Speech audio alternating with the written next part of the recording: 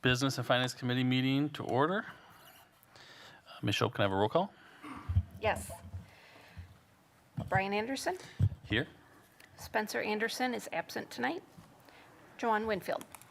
Present. All members are present except Spencer Anderson. Wonderful.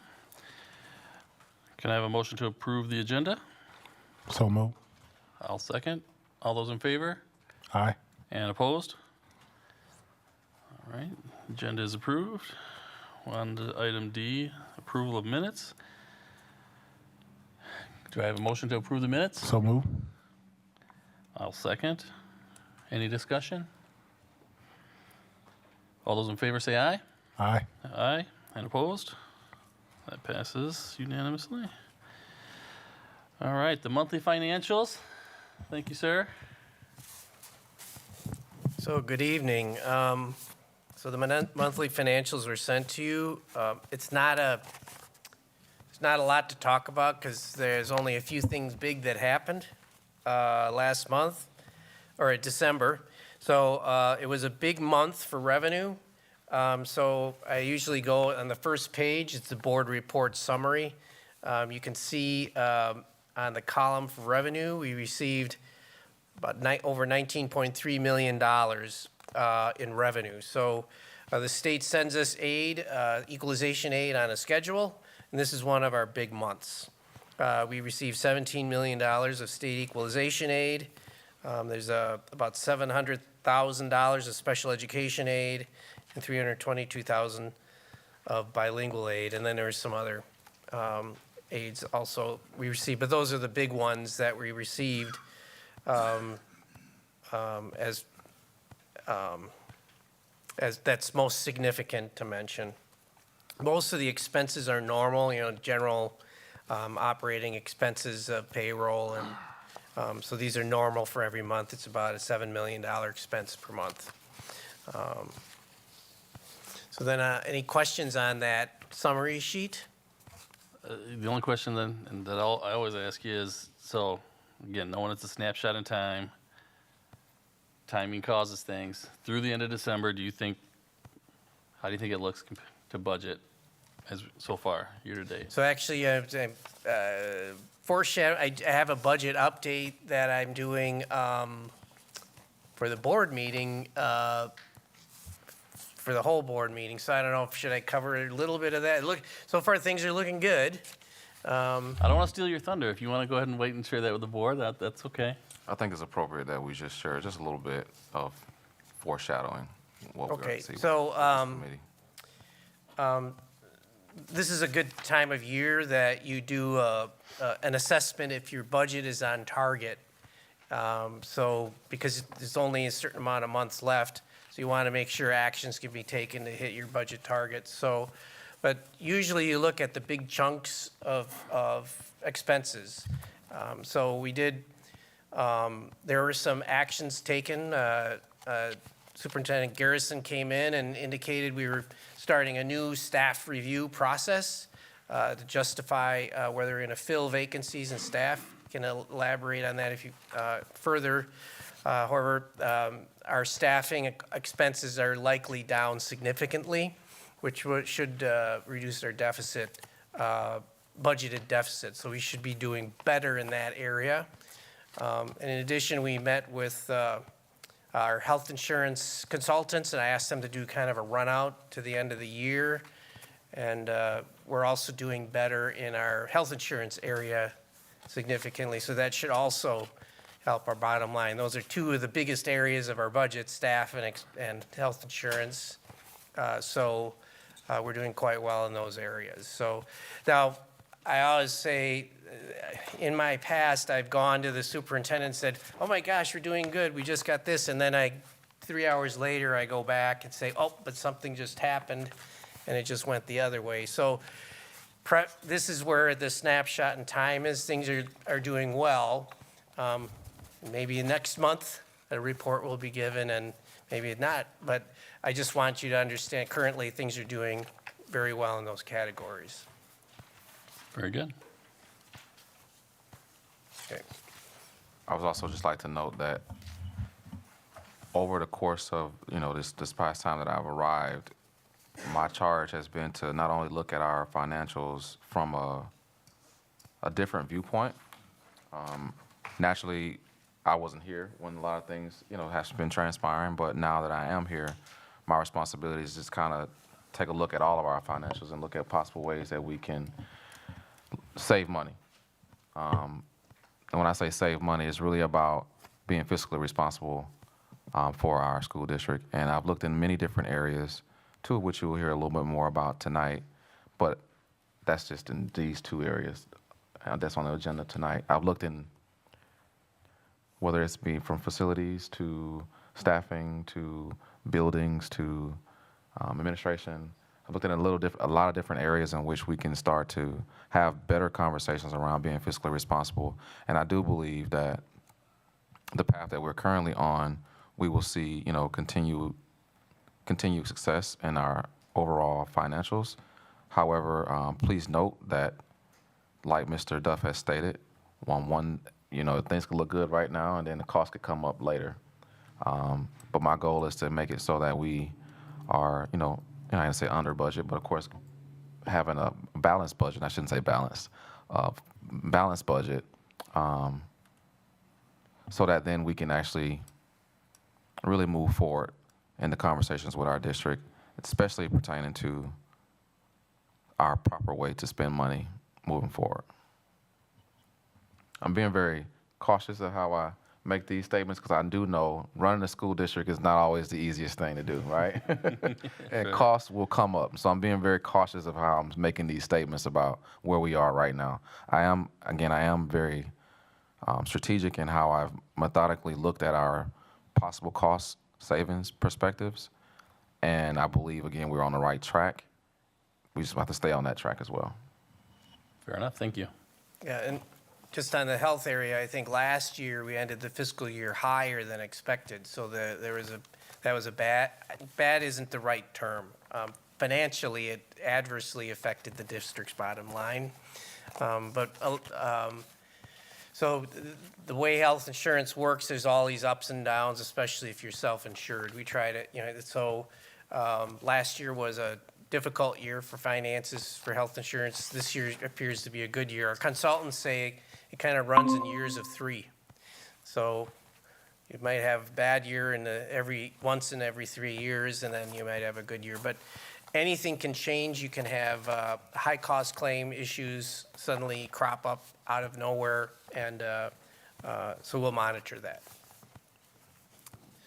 So back to the financials, we usually review then the revenue analysis, no grants, so that's a little more detailed, but it shows the difference between this year and last year. Like I mentioned earlier, there's a significant activity in revenues. In that area, we received a lot of our equalization aids, special education aid, and bilingual aid. Some of the differences in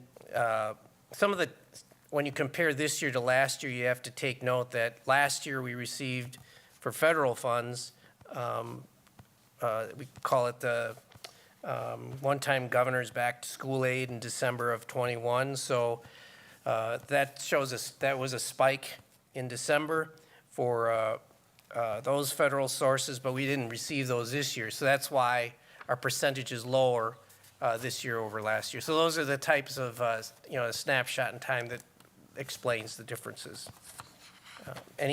Otherwise, these were generally normal and didn't really significantly differ from our last month's report, other than the aid amount.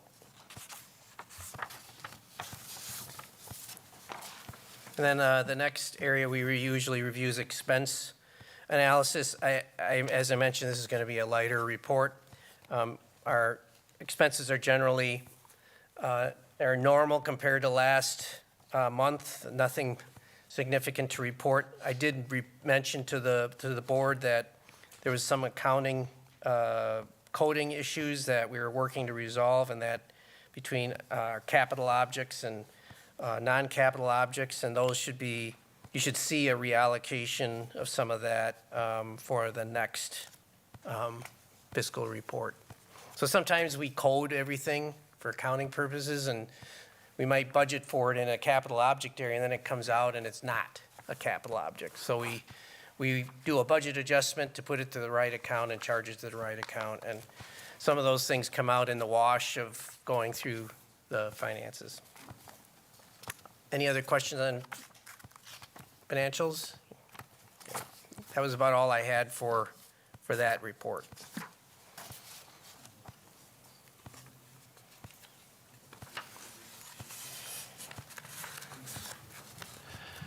All right, any other questions on the financials? Do I have a motion to approve the financials as presented?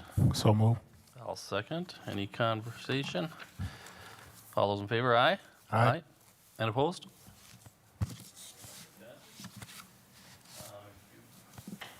If you want to then give us our part 2 on our Part 2. school finance. So I'm going to just share this. Here we go.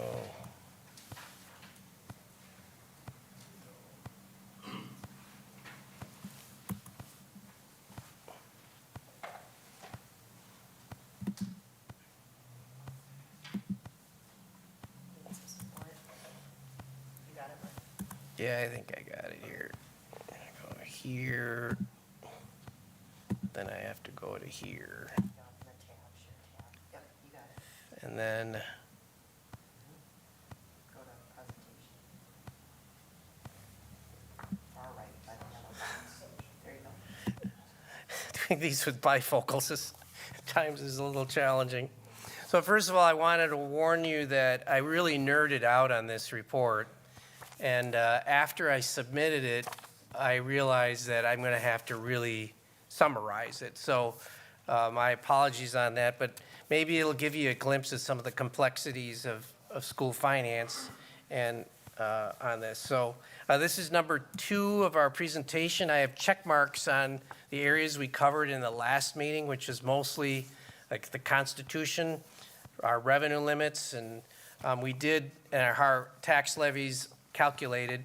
And I did touch a little bit on the equalization aid aspect of it, but we'll review that in more detail in today's presentation.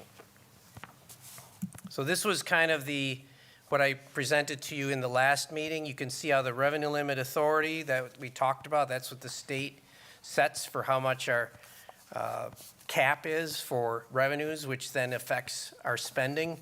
But equalization aid comes in, and it actually then it impacts how much you levy. So equalization comes in, it's really this equalization aid amount lowers the tax burden for residents. And the revenue limit specifies how much we can receive, but the equalization aid is what reduces the tax burden. So then we were going to go into how it's all calculated.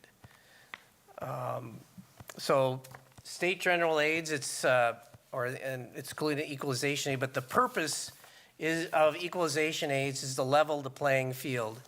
And it provides assistance to poorer districts, which are property poor districts that have lower property values, to make up for what they can't get in their tax base. This is critically important for a district like School District of Beloit, which is one of the most property poor districts in the state. So This provides that ability for you to support your public education for your community while not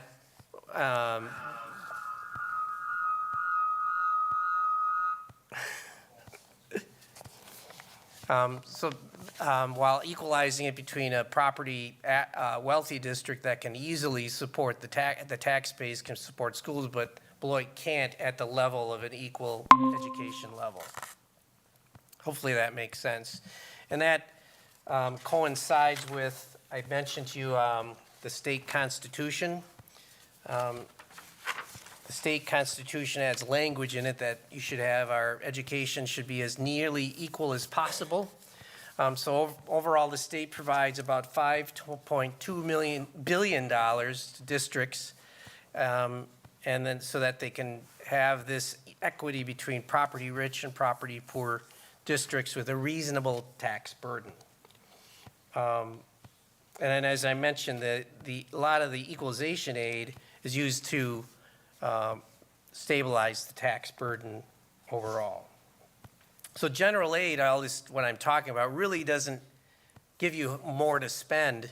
It's more tax-based equalization. So, so we may, sometimes the legislature will say, well, $500 million put into schools for equalization aid. Well, it doesn't give us more to spend. It's more for tax-based tax relief. So that's one of the nuances of it. Any questions on that part of it? Okay. So overall equalization aid structure, it's based on property value per student. So like in Beloit, we have a low property value per student, so then we get more aid, state aid, to help reduce the tax burden. And then on the other hand, you have some very affluent districts that get very little state aid because their tax base can support their schools at an equitable amount and an equitable tax base, tax rate or tax burden. The other thing is equalization aid. The way it works is the state legislature and the budgeting process at the state, it's a huge pot of money, that $5.2 billion, and it's split between the 421 school districts. So it's all based on, like I mentioned, property values, how many students you have, and then the spending by the district. So it should be recognized that because it's one pot of money, patterns of expenditures and issues in one district can really affect every other district. So there are times when you call and say, well, Milwaukee overspent, so suddenly you're getting less money, and it would affect Beloit, but then maybe Milwaukee underspends, so then there's more money in the pot, and then it provides tax relief. So it's this big pot of money, and it affects all districts in a different way, in a complicated way. The other thing is the aid formula has aspects of it in the formula for the charter schools and then the private school voucher school enrollment. So we get equalization aid. We get to count the students that are going to private schools. And in some respects, those students then receive that equalization aid to reduce that tax levy you have for those private school students. Same with the charter school students.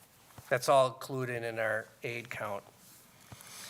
And then this is the complicated part of it, but as I mentioned, it's property value per member, but some districts, and it's all based on how much you spend. How much aid you get is based on how much a district spends. So some districts that are property poor, they get more state aid if they increase their expenses. So Beloit is an example of that. So when we spent, I think, $6 million out of our fund balance, we received more state aid on that, which lowered our taxes. Some districts, it's flip-flopped. There's an aid penalty the more you spend because they're property wealthy or their spending levels are high.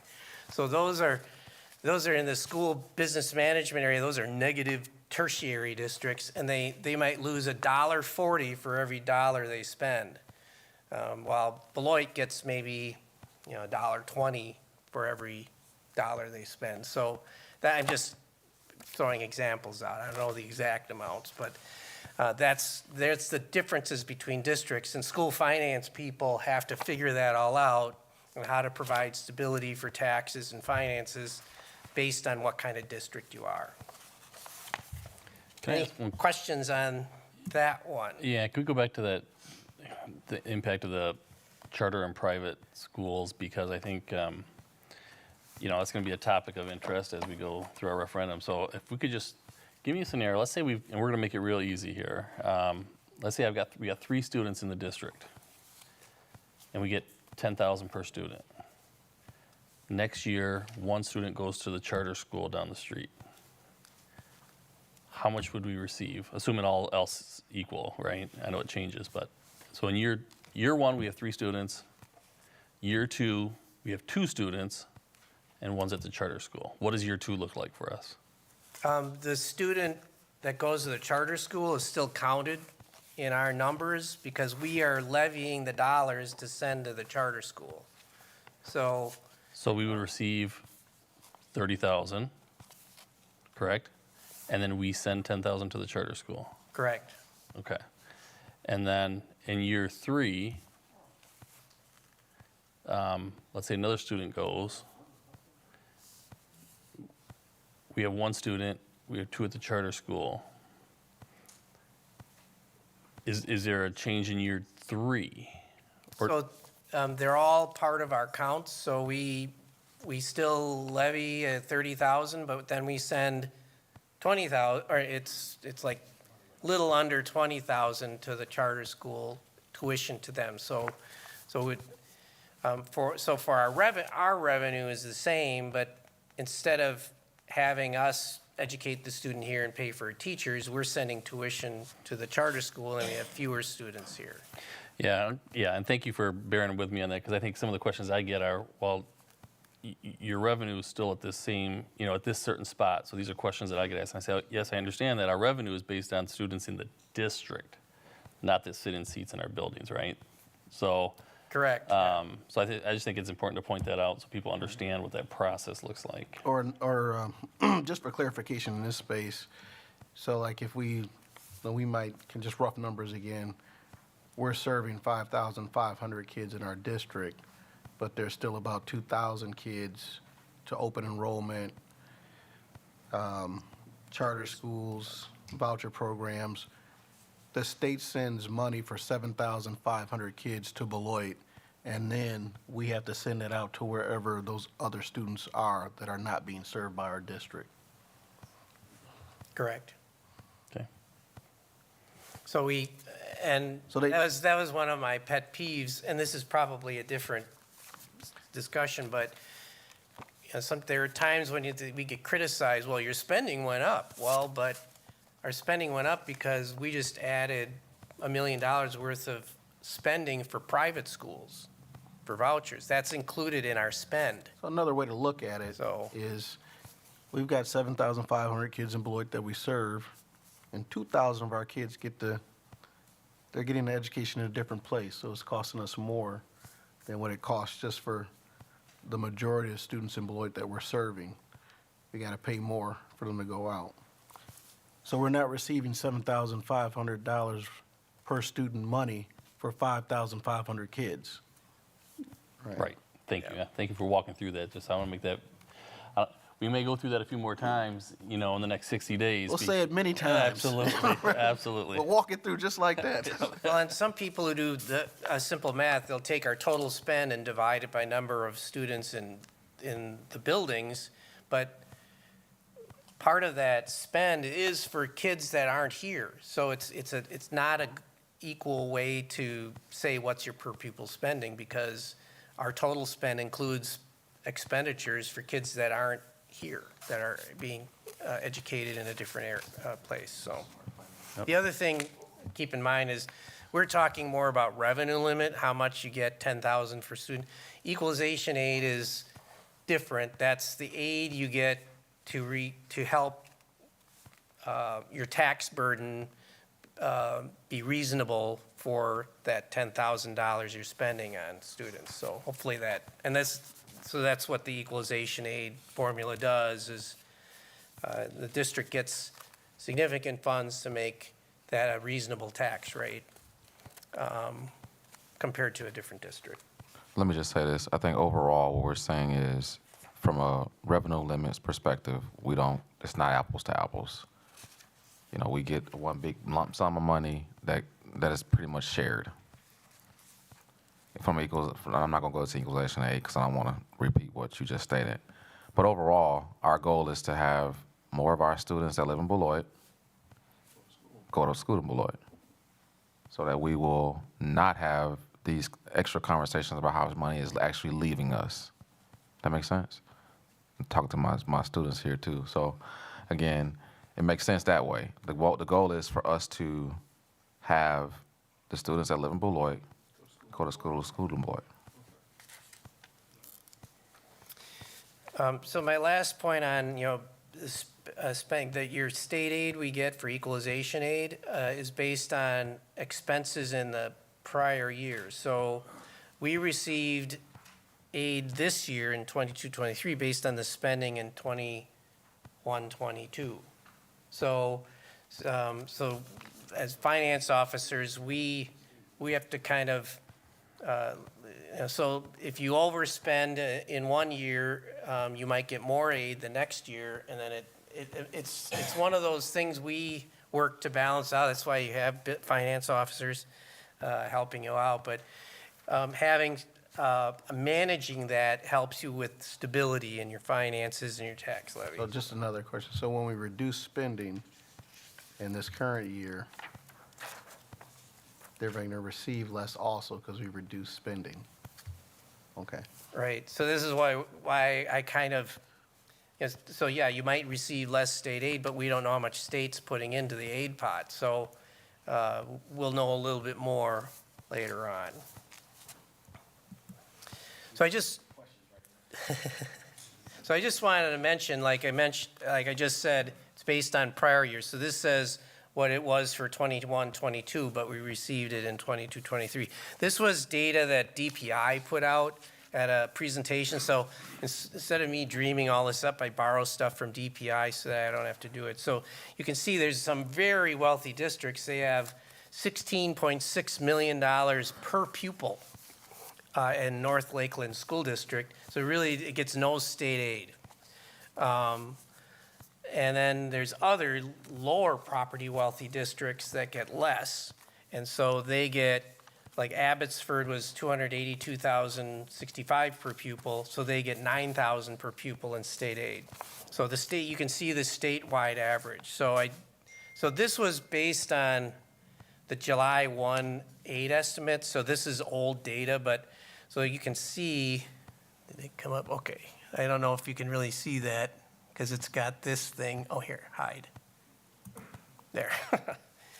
So it actually, School District of Beloit got this past year $10,263 per pupil. We're one of the highest poverty districts in the state, property poor, very highly aided, probably the highest in the state. And oops, I gotta go backwards, backspace. So the property wealth per student was $294,980. So we had a little bit more property wealth than Abbotsford, but we did receive more aid per student. It's probably some nuances in the formula, but we're right around that least property wealthy district. Repeat our number. 294,980 per student.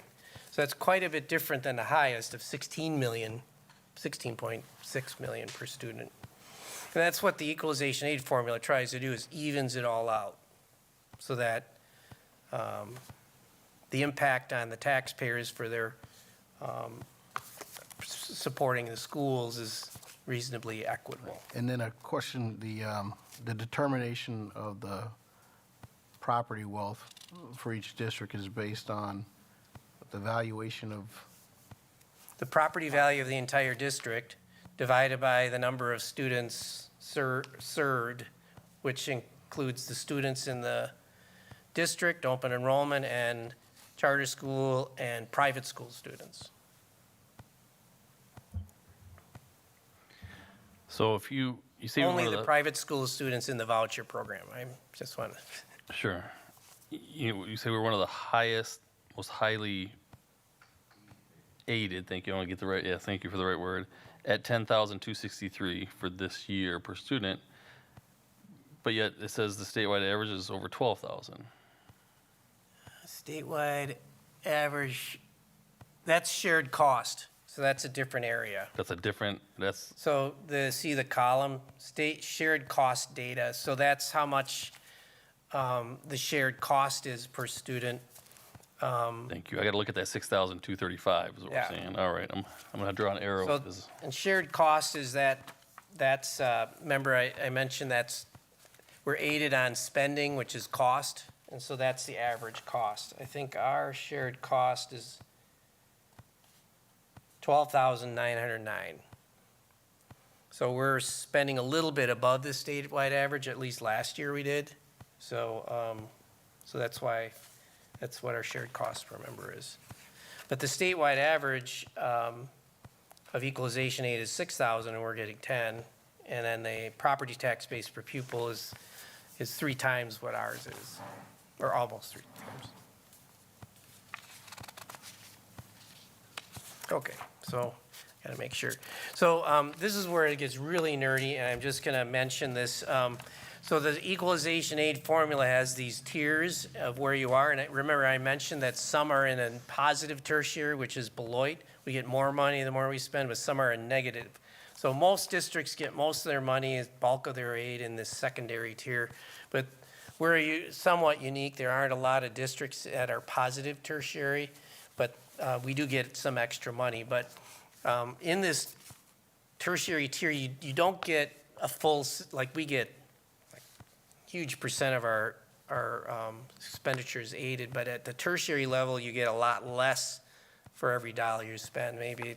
So, so it's just something to think about. So then here's the actual calculation. So there's some sheet here, and it shows you we received 5.6 million in primary aid, 54 million, the bulk of it, in our secondary aid, and then in tertiary aid about 8.4 million, and that added up to our $68 million of aid. So that's how that's all calculated. So this was the super nerd one that I put on here that shows how complicated that calculation is. So the main points is equalization aid is used to reduce school property taxes and equalize the burden. It's based on how much you spend, and it varies based on each district. And enrollment can also impact your aid amount. So, so if you lose students to it means that your property tax base per student goes up, and then you lose aid. So there's all these different variables. So anything else on equalization aid? Hopefully I didn't blow your mind too much. So pretty soon you can be a school business manager and get your license. So I didn't spend too much time on categorical aids because I thought I'd run out of time on equalization aid. But all it is, we do get state categorical aids, and we also get some federal aid. And so state categorical aids are received, these are monies that are, remember I talked about the cap? These are outside the revenue limit cap. So these are over and above what the revenue limit provides us. So we do get special education aid of $4.2 million. Bilingual aid that supports our bilingual education programs in our classrooms. And then transportation aid, $30,000. You see Dr. Garrison shaking his head. That's pretty small amount compared to the transportation we have to provide. And then there is a per pupil aid that is about $4.5 million. That's about $740 some per student. So the state legislature, instead of using the per pupil increase in the revenue cap, they just said, well, we're going to just give it to you in aid instead of in the cap. So this is a new thing that came up a number of years ago as a twist on per pupil funding for districts.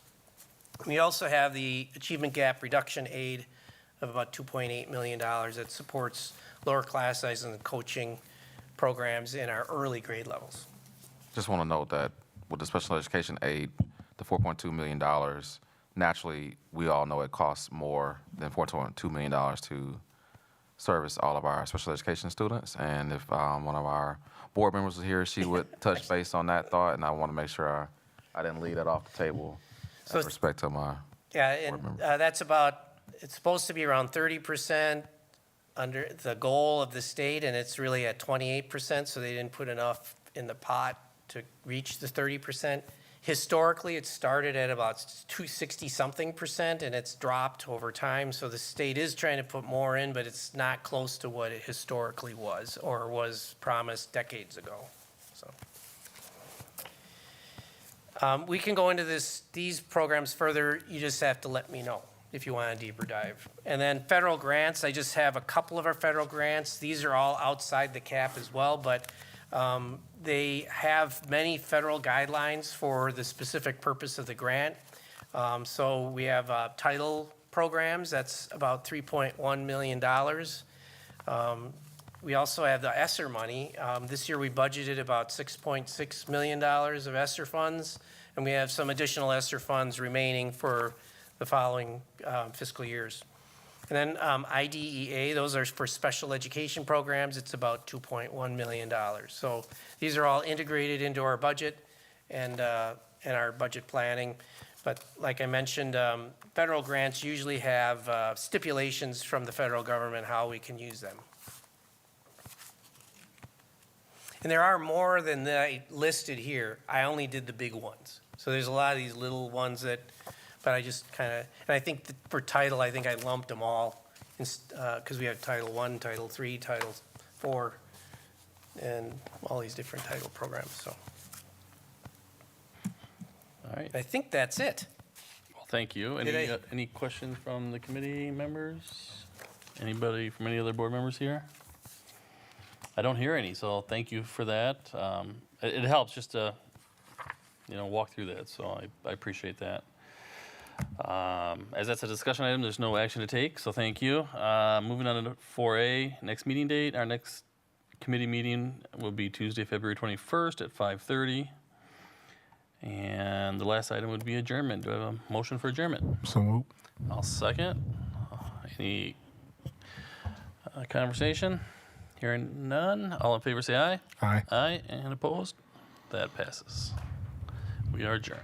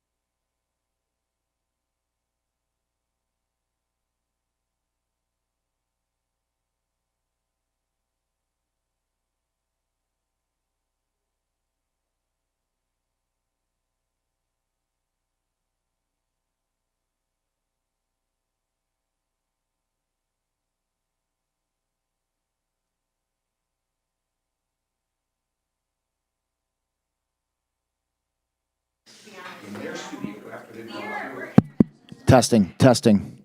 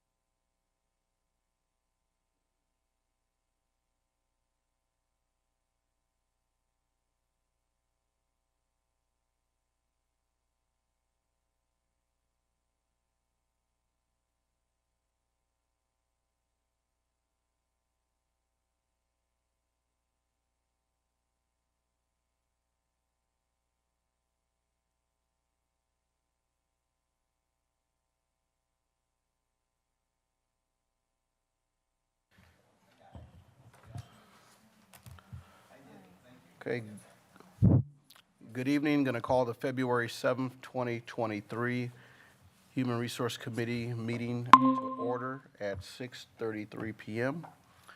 Mrs. Shope, could I have a roll call, please? Yes. Brian Anderson, Here? Amy Levy, Here. Sean Levy, Present. Megan Miller, Present. Greg Schneider, Present. Joanne Winfield. Present. All members are present except Spencer Anderson, who is absent tonight. Could I have a motion for the approval of the agenda? So moved. I'll second. Been moved by Board Member Miller and seconded by Board Member Winfield.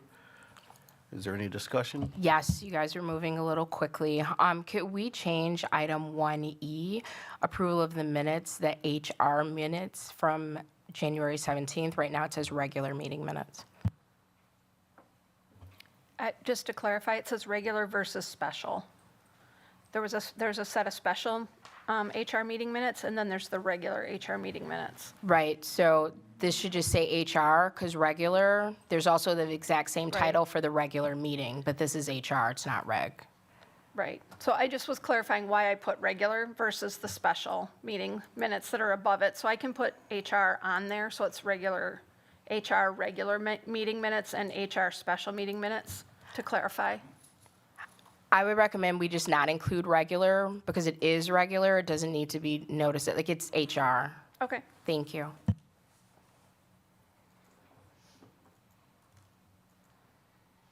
So is that an amendment to the motion, or? Yes, if we could approve the agenda as amended, that'd be great. All right. All those in favor signify by saying aye. Aye. Aye. Aye. The motion passes unanimously. All right. That was the approval of the agenda, so we're now to 1D, approval of the minutes. For, what is 1D? I move approval of the special meeting HR minutes from January 11th and the HR minutes from January 17th. Is there a second? Second. There's a motion made by Board Member Amy Levy and seconded by Board Member Miller. Is there any discussion? Hearing none, all those in favor signify by saying aye. Aye. Aye. Aye. Aye. Motion passes unanimously. We're on to 2A, employment recommendations. A motion may be made to convene the Human Resources Committee into closed session pursuant to Section 19.85, parentheses 1, parentheses C of the Wisconsin State Statutes relative to considering employment, promotion, compensation, or performance evaluation data of any public employee over which the governmental body has jurisdiction or exercises responsibility. Is there a motion? So moved. Second. It's been moved by Board Member Miller and seconded by Board Member Amy Levy. Is there any discussion? Hearing none, Mrs. Shope, can you give us a roll call vote, please? Yes. Amy Levy, Aye. Greg Schneider, Aye. Joanne Winfield, Aye. Brian Anderson, Aye. Megan Miller, Aye. Sean Levy. Aye. Motion carried unanimously. Remember to make sure you're out of your video in closed session.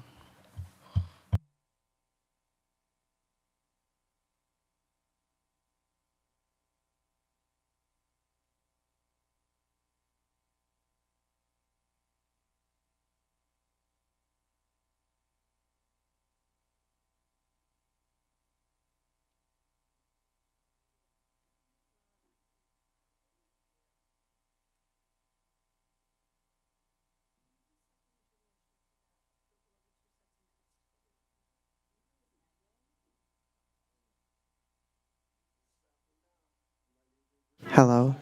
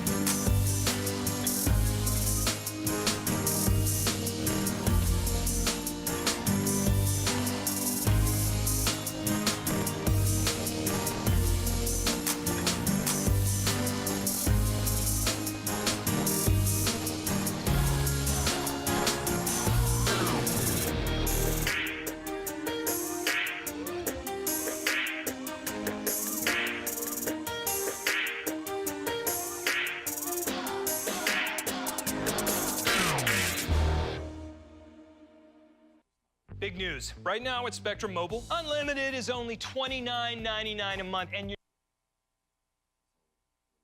next line is free.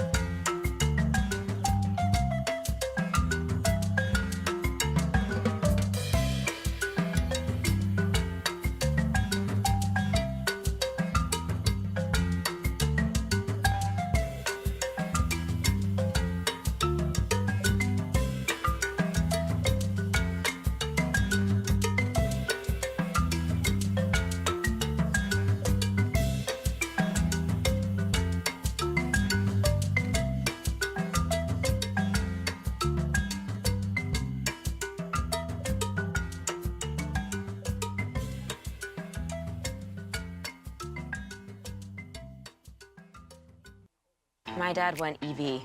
It's electric. Don't be shocked. The guy who's eternally locked out of his email is going.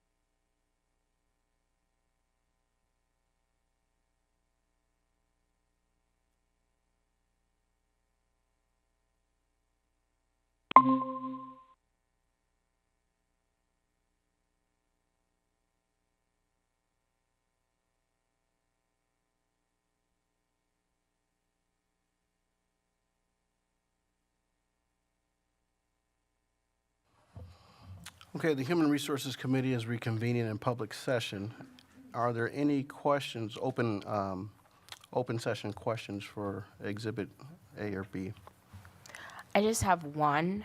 I noticed that the academy team leaders and the mentors, those amounts have been prorated. Is there a reason those weren't assigned at the beginning of the year?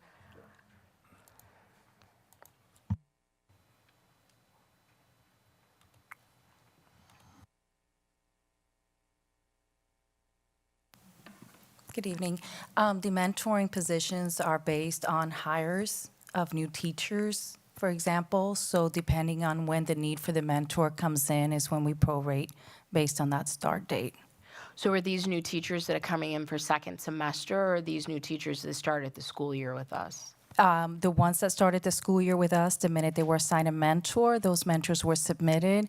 And so, again, based on when the mentor is assigned to a new teacher is when we submitted. So, yes, that would be for new teachers that they're mentoring. Okay, so just so I'm clear, these are new teachers that started with us during second semester, because all of the mentors were, it says the effective date is January of this year. Correct.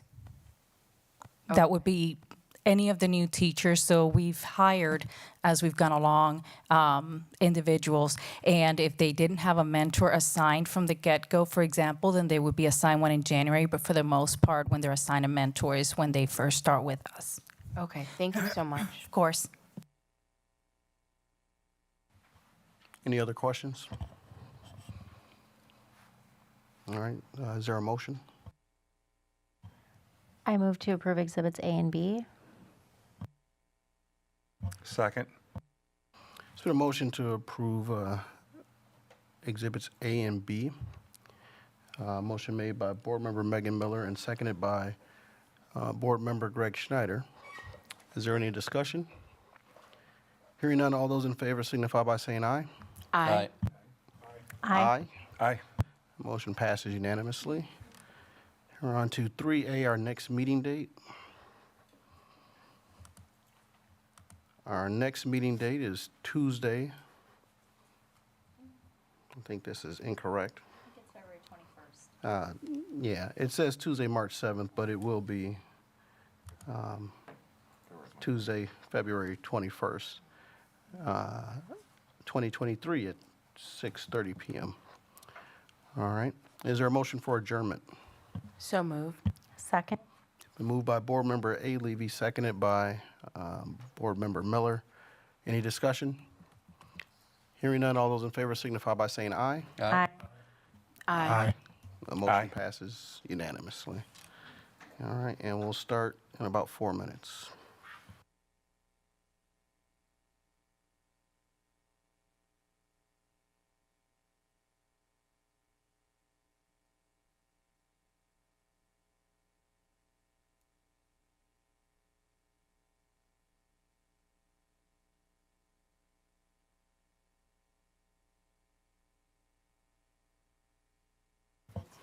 Public comment?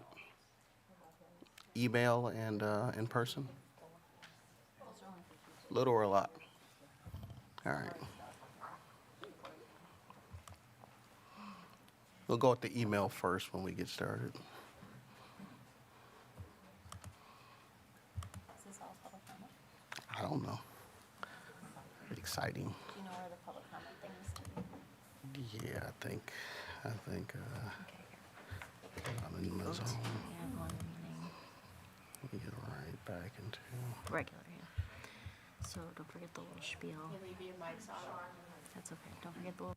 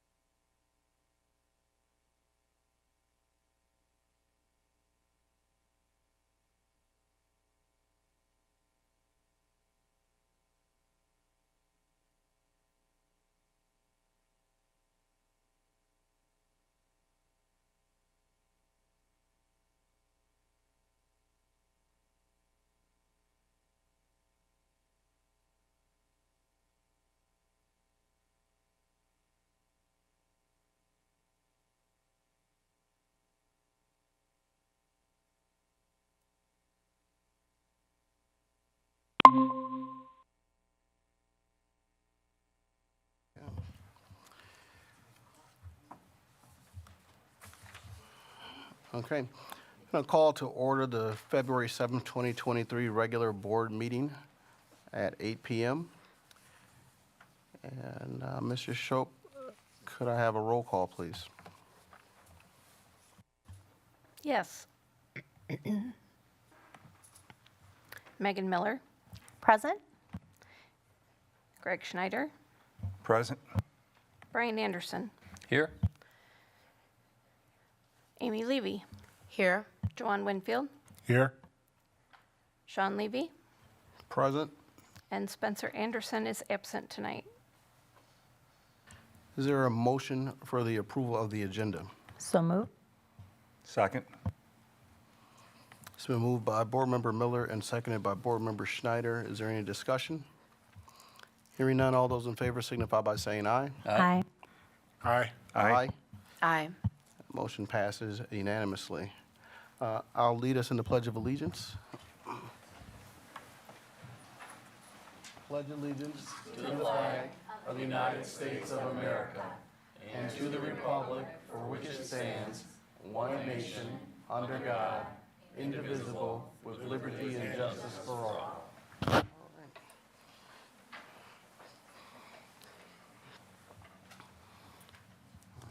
right. Well, Mrs. Shope has informed me that we do have public comment. Before I am to read. All right.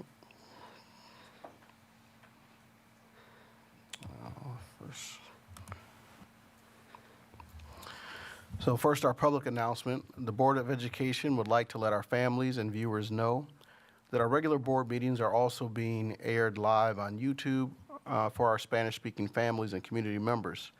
You can watch the Spanish translated meeting through the link found on the board website under the Watch Meetings tab with tonight's date.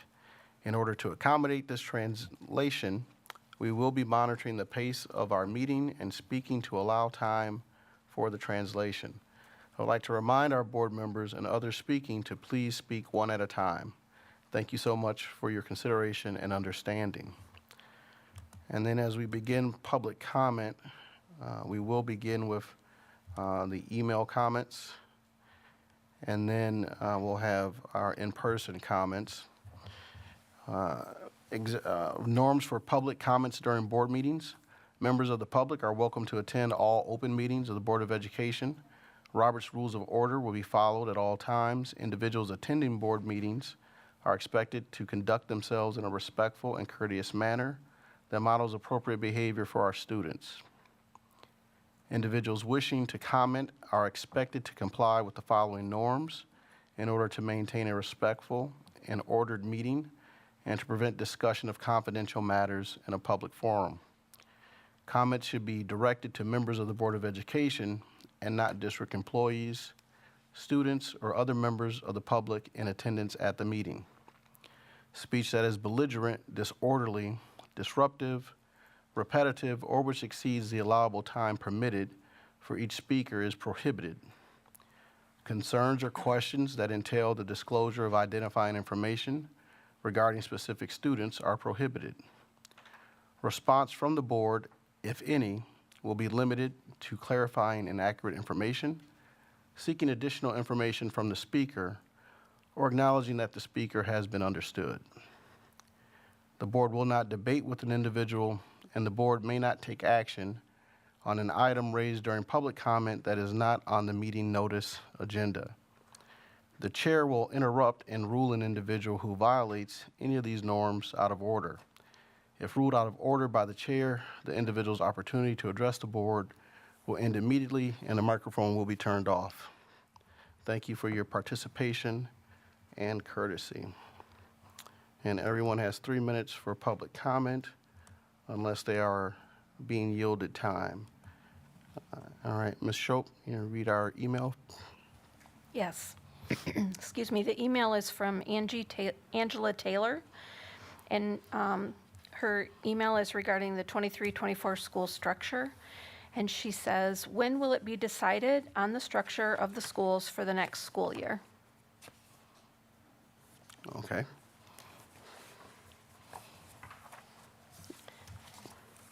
And for public comment here in the room, I have Becky Wong and John Wong.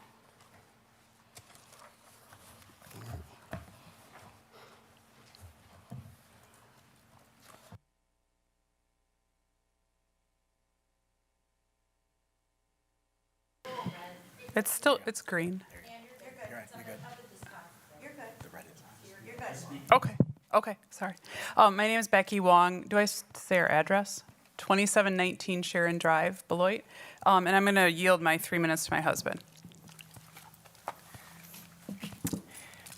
Good evening. I'm John Wong, 2718 Sharon Drive. We are here tonight to speak about a true gem we have here in the district. That is our Beloit Memorial Jazz Program. We have 2 jazz bands, Jazz Ensemble and Jazz Orchestra.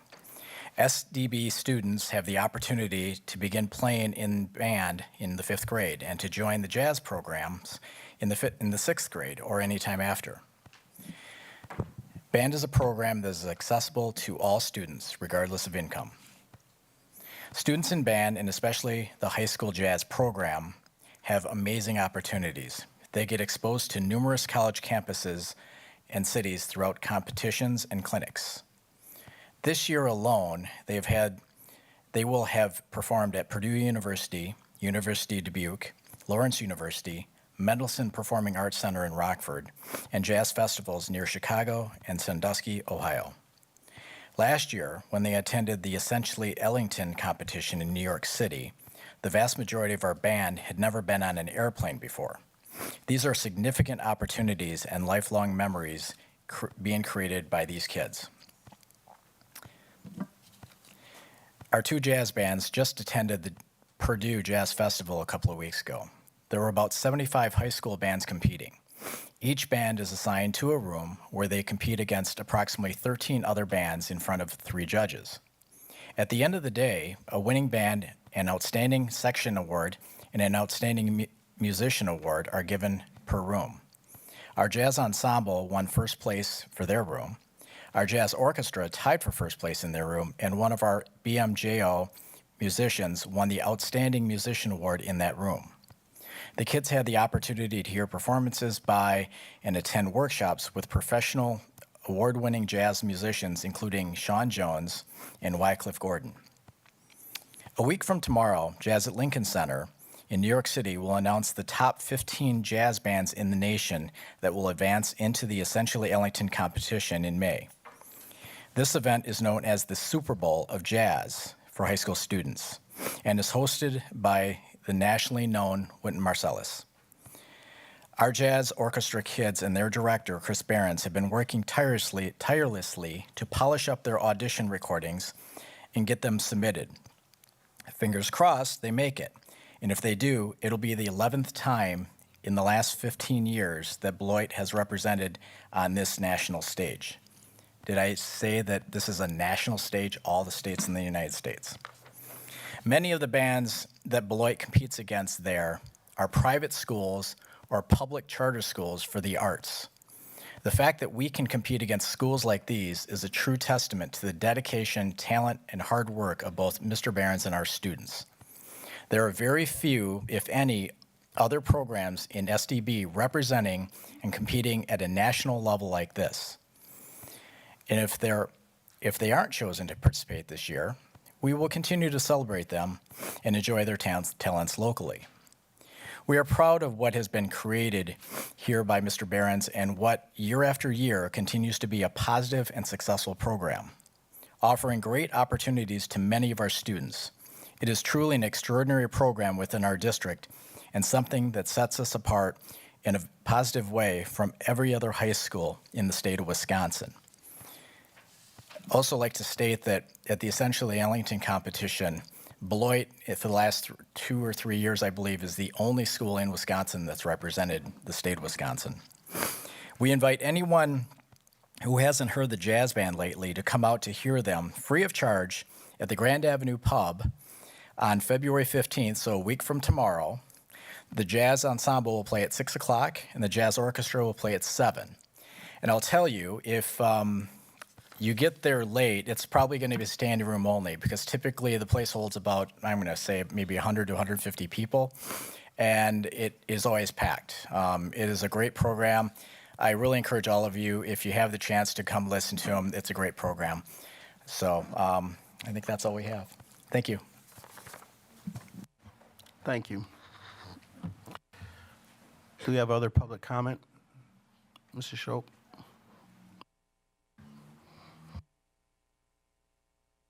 So we are now to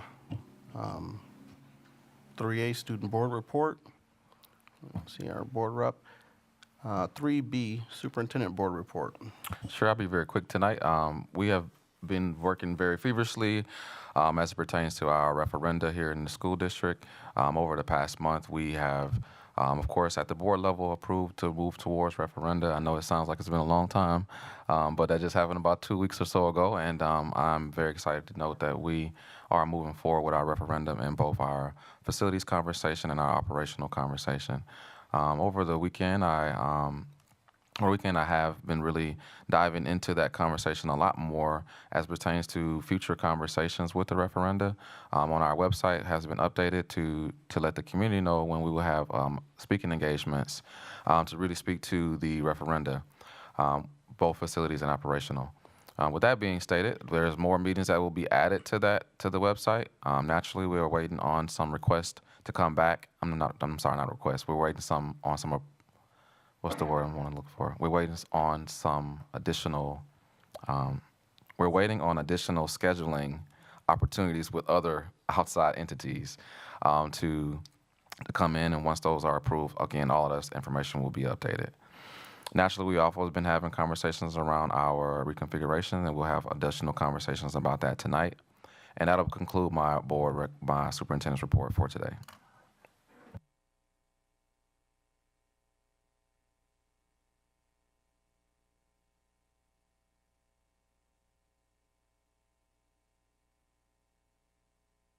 Any questions?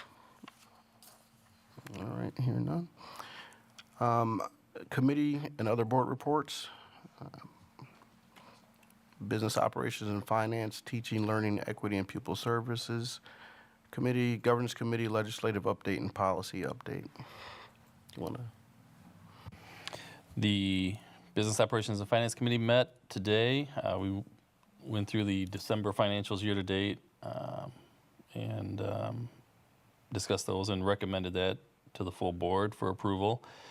We also had our second installment on school finance, kind of school finance 101. Again, Mr. Duff is doing a great job of making sure we, continue to gain incremental knowledge in that area, so we all benefited from that. And that's about it for this week. We'll meet again on the 21st of February. Thank you. No report here. See you next Tuesday at 5:30, though, the next board meeting, Tuesday, the 21st. Was that the Governance Committee next? The Governance Committee met on January 24th. We covered the 5 areas of our strategic plan, looking at items that the board may take action on in the future to kind of keep our conversation going about what board level work can be done to help actualize different parts of our strategic plan. We did look at our finance priority, our whole child priority, equity priority, engagement priority, and culture and leadership. And as we continue to move through the year, we'll continue to have those conversations so that we're giving action to the items that will help the district move along in its strategic plan at the level that only the 7 of us can do that work to keep things going. So that is our Governance Committee report. So my legislative report is uploaded, but if you'll indulge me, I just wanted to highlight a few items. When you see AJR, that's new for these reports. It's the Assembly Joint Resolution. There's currently 1 resolution for the Assembly. I'll just read the question. It is banning the teaching of one sex or race is superior or responsible for past acts. So should school districts in Wisconsin be prohibited from providing curriculum or instruction to students that one race or sex is inherently superior to another race or sex, and that individuals by virtue of individuals' race or sex bears responsibility for actions committed in the past by other individuals of the same sex or race.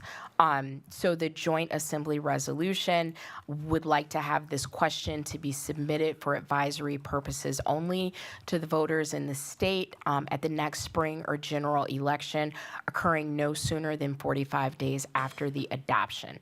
So again, that is currently moving through the Assembly.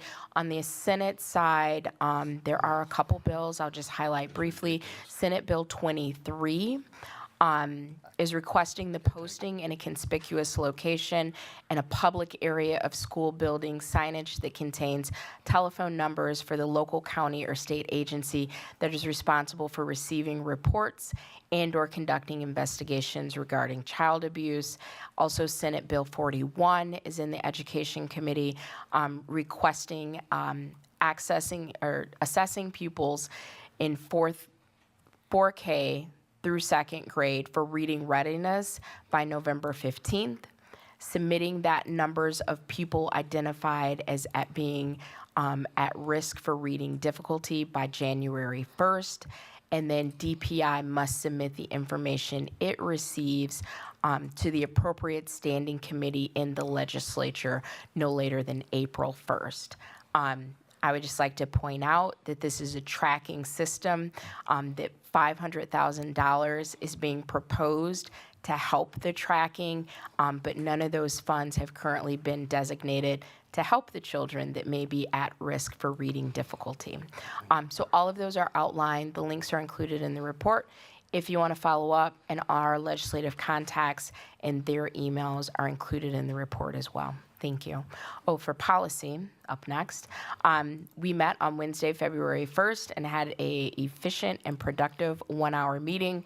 We covered policy 761, wellness, policy 362, libraries and educational media, Rule 1 of that policy, policy 362.1, resource sharing, interlibrary loans, and policy 362.2, digital media use. Thank you.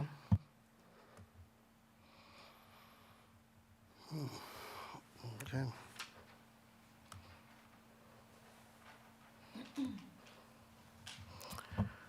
Now on the 5, our consent agenda.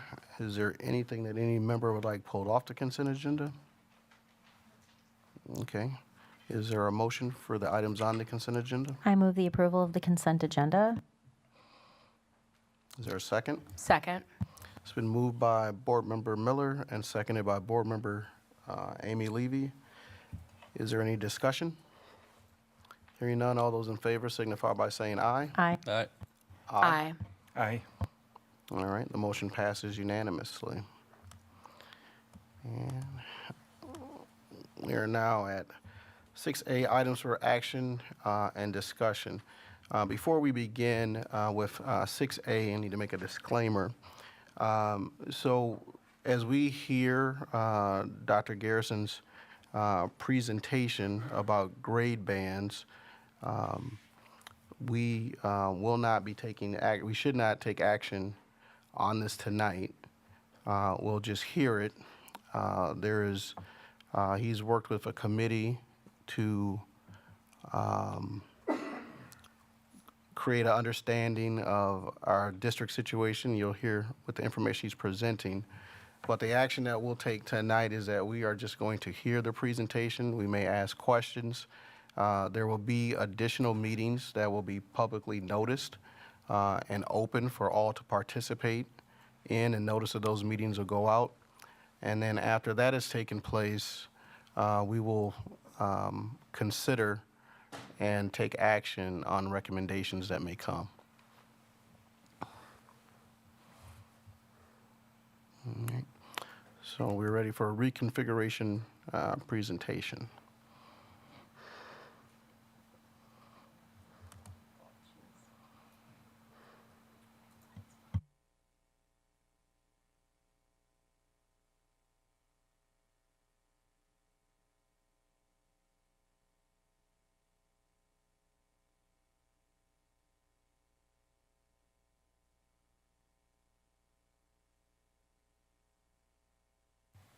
My apologies. I just want to make sure I get the presentation pulled up real quickly here.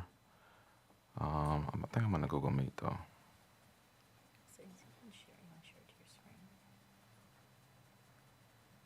already in the Google Meet, so. Correct. Well, see if it pull up. There we go.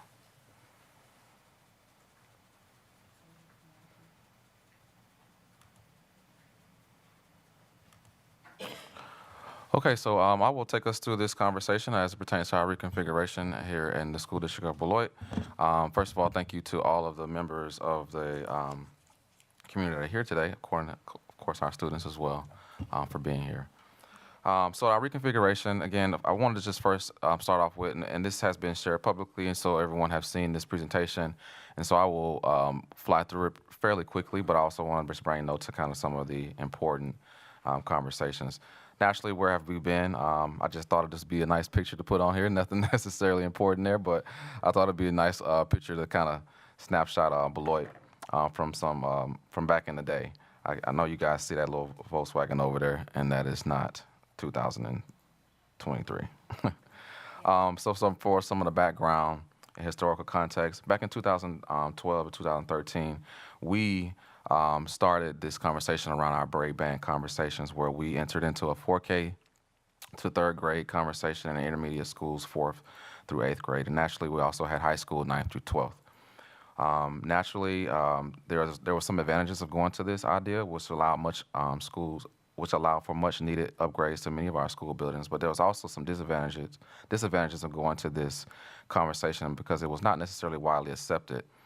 Because there was definitely some concerns in our community back in 2013 as it pertains to the 4th through 8th grade band, as we note that in some further slides as well.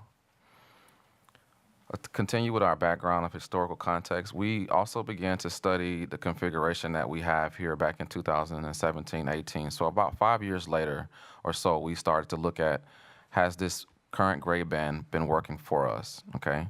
And so that was something that we wanted to take a look at back in, again, 2017-18. We determined that the current configuration was not ideal, even back in 2017-18.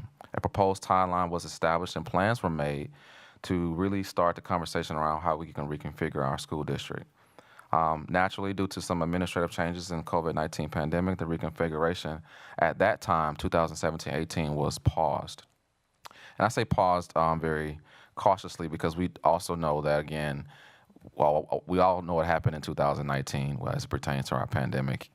And then, of course, 2 years after that, trying to recover from our pandemic was also a conversation. So where we are now, I think it's very important to note that when I ascended to the superintendent's position here in November, one of the things that I really want to do is I really want to take some data that we already had, as stated back in 2012, looking at where we came from, again, to moving into 2017-18, looking at, is this what we really wanted?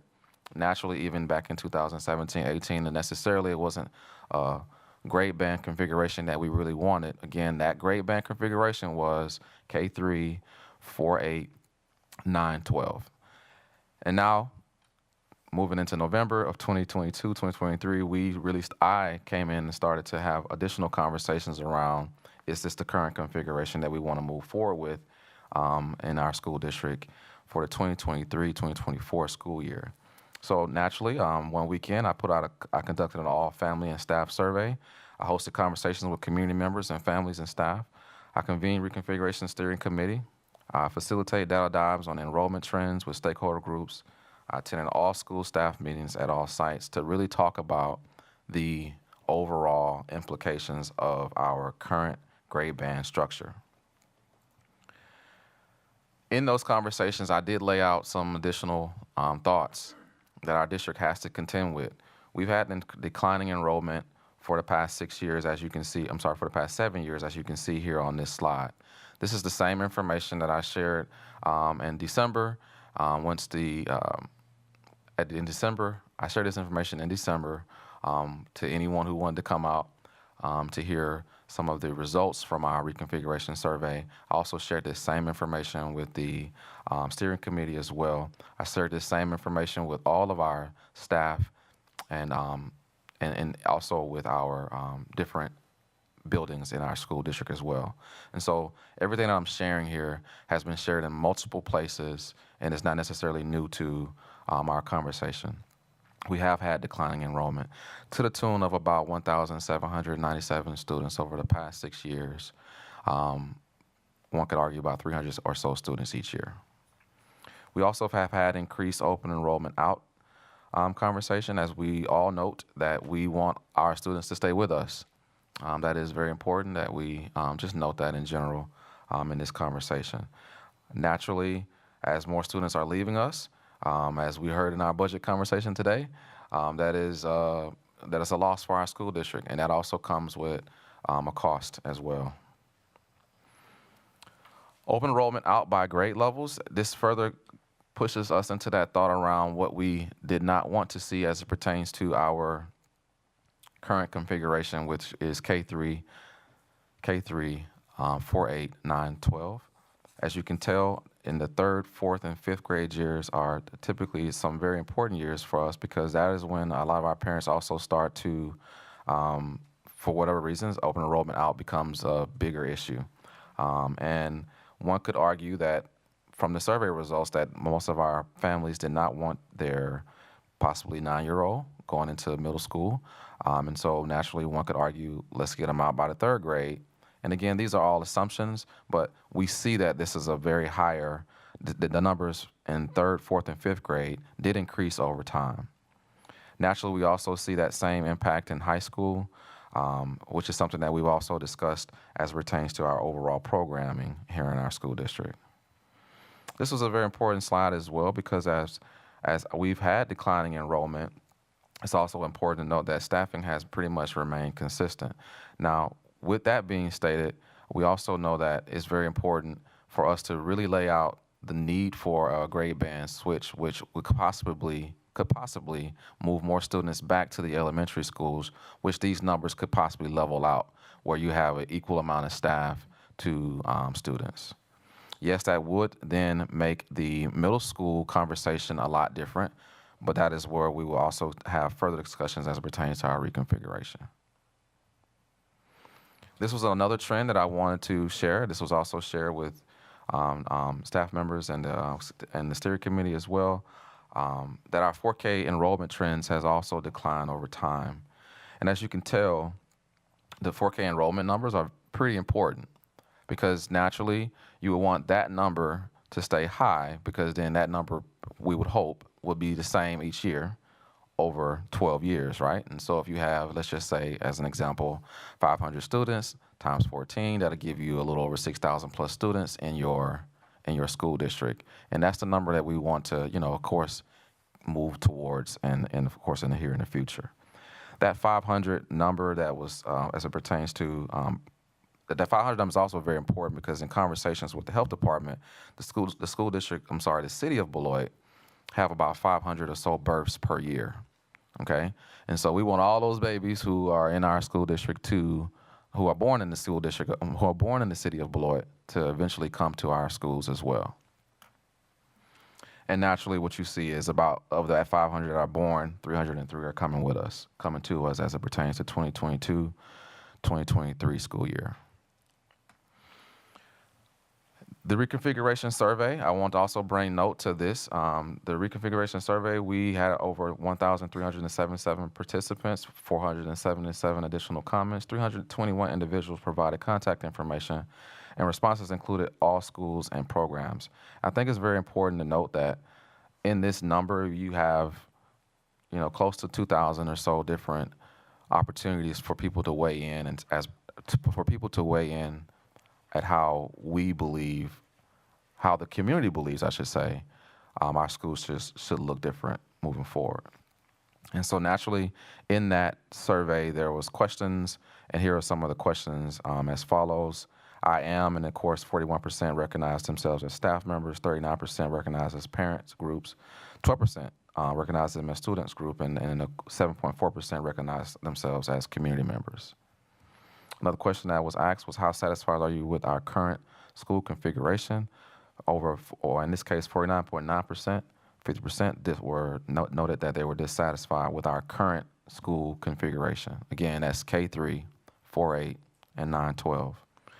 Neutral was 31.3%, and satisfied was 18.8%.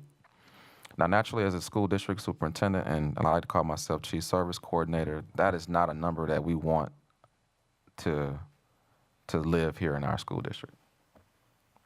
49% being dissatisfied with our current configuration, that does give us further the need to further this conversation as pertains to where we should go moving forward.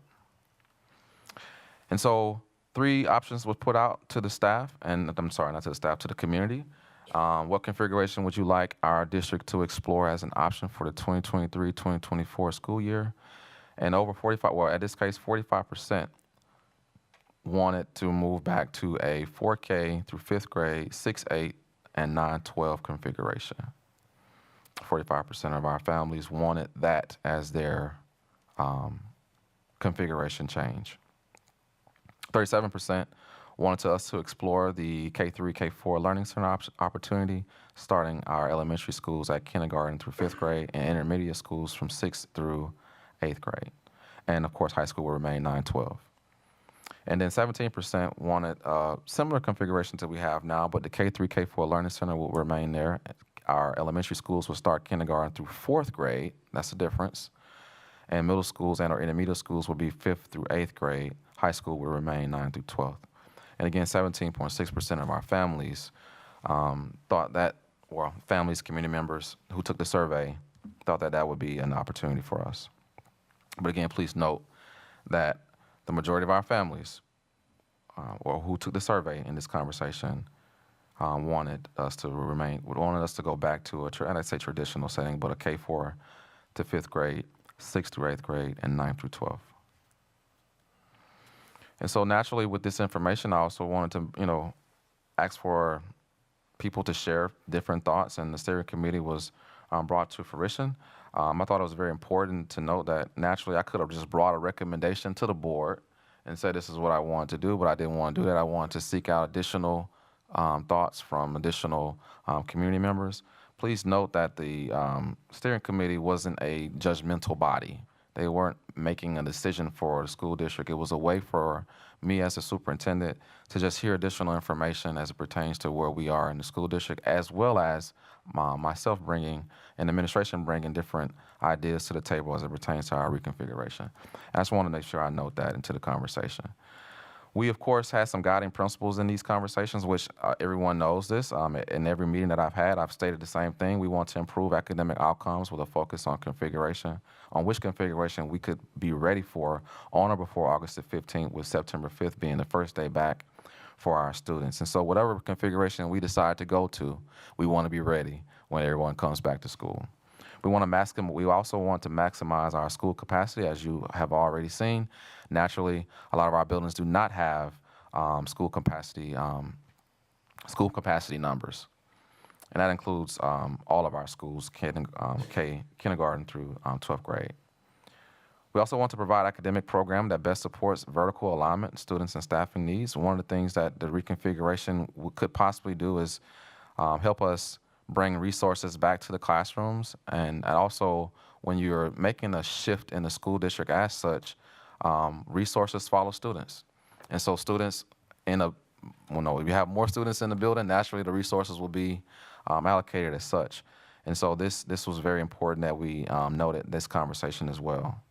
And we also wanted to maintain fiscal responsibility. In this reconfiguration conversation, you can't get away from the impact that whatever configuration we go to, that it'll have on the rest of our school system, especially when the majority of, and actually in all of the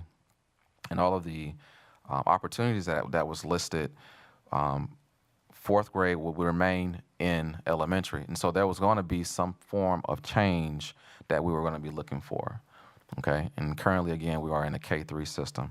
And so whenever you're looking at these types of changes in the school district, we still want to maintain fiscal responsibility and sustainability over time. The highlights of the reconfiguration committee, I believe that it was consisted of community members, staff, parents, and administrators. We engaged in meetings all over the course of 2 months. I'd like to say over the course of 2 months, with the first conversation really happening in December, and then really we started the conversations here in January. The role of the steering committee was to share ideas and thoughts and provide feedback. What did we learn? And again, this information has been shared publicly with everyone, and so not to read everything off of every slide, and so I'm giving a pretty much broad overview of each conversation here. We learned that we had declining enrollment, and again, it was very clear just in the presentation that that was happening. The rate of open enrollments peaks at the third, fourth, and fifth grade was also something very important. Our staff and parents were not in favor of our current configuration as reflected in the survey. And so it wasn't just an administration thought, it was a lot of people thought that our current configuration was something that they were not satisfied with. And we also, again, wanted to make sure that we noted that our DPI has continued to confirm projected declining enrollment. And so although you saw the steep decline in each year, naturally one could still argue what is that going to look like next year.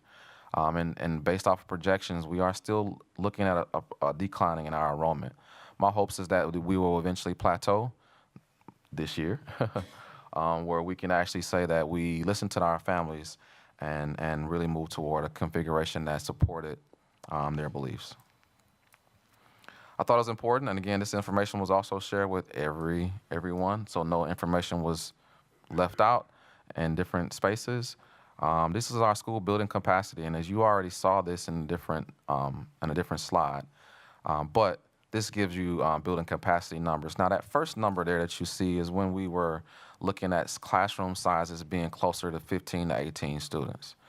Okay, and that second number there was what you will see when we increase our classroom to a more of a higher number, anything above 25. Regardless, these were the numbers that were given to us by our architects when we were in different configuration conversations. And so I needed to put a range there to let people know that no matter what you see here, we're not meeting as it pertains to this next slide. Let's just use Converse as an example, 316. And Converse can actually hold, as you can tell on this slide, anywhere from 462 students to 600 students. Here you see Converse at 316 students. So there's room in our buildings to do a reconfiguration, and especially in this case, of course, K through 12, because we're underpopulated in every grade level. Okay, at every school. This slide right here I thought was very important that I've also brought into the conversation, because if we were to look at shifting our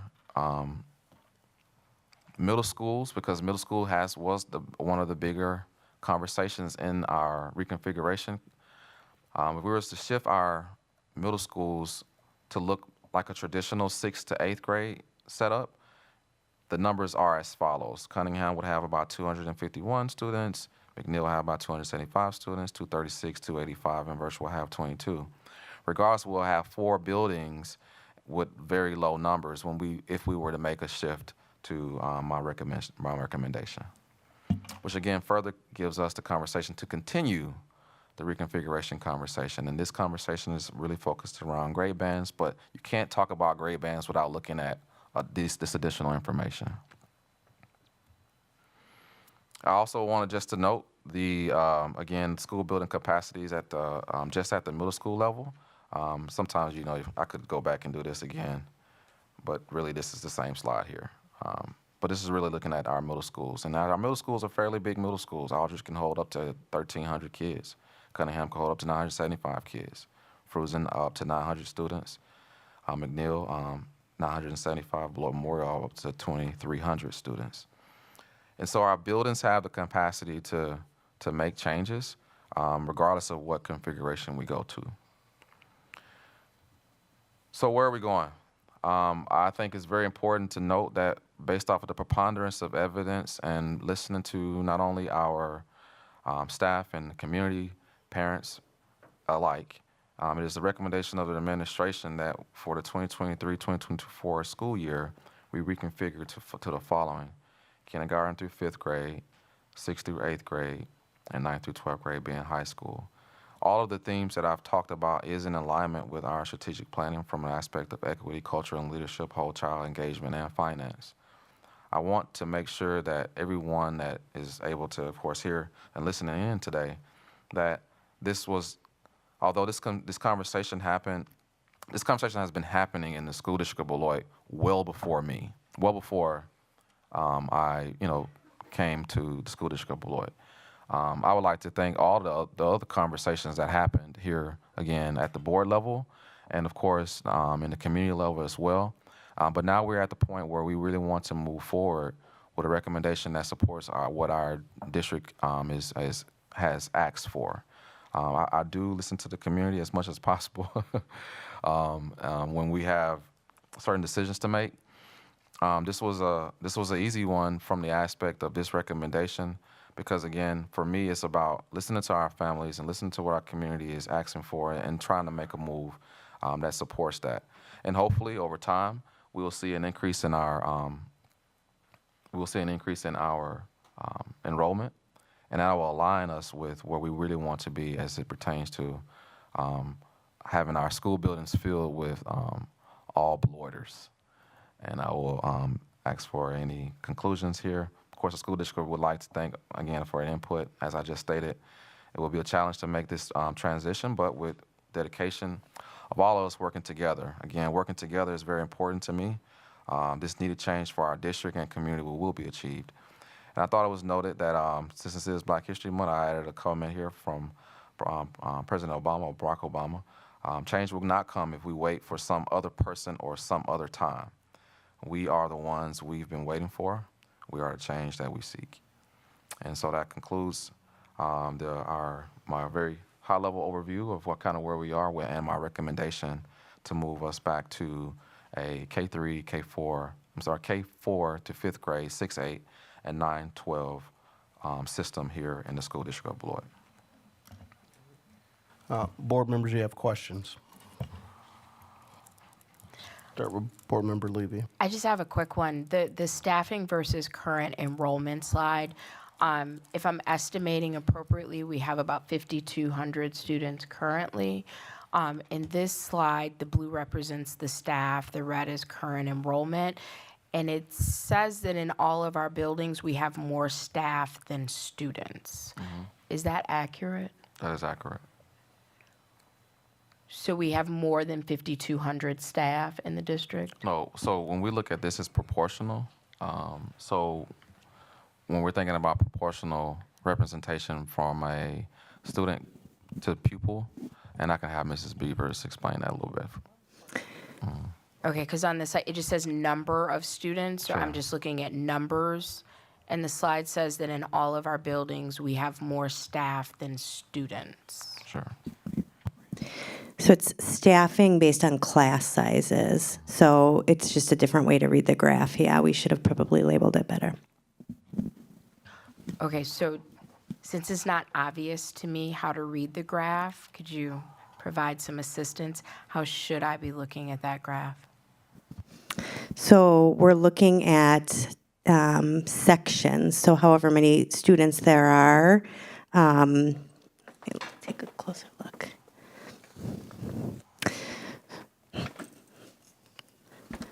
So, typically right now we're looking, 15 to 20 at the elementary level. And then how many sections we have. I'm going to need a second to just digest that question for a second. No problem. Overall, on Board Member Levy, as it stands, we have a lot of staff as it pertains to the number of students that we have in the classroom. And so for me, it's about pupil count versus our staffing.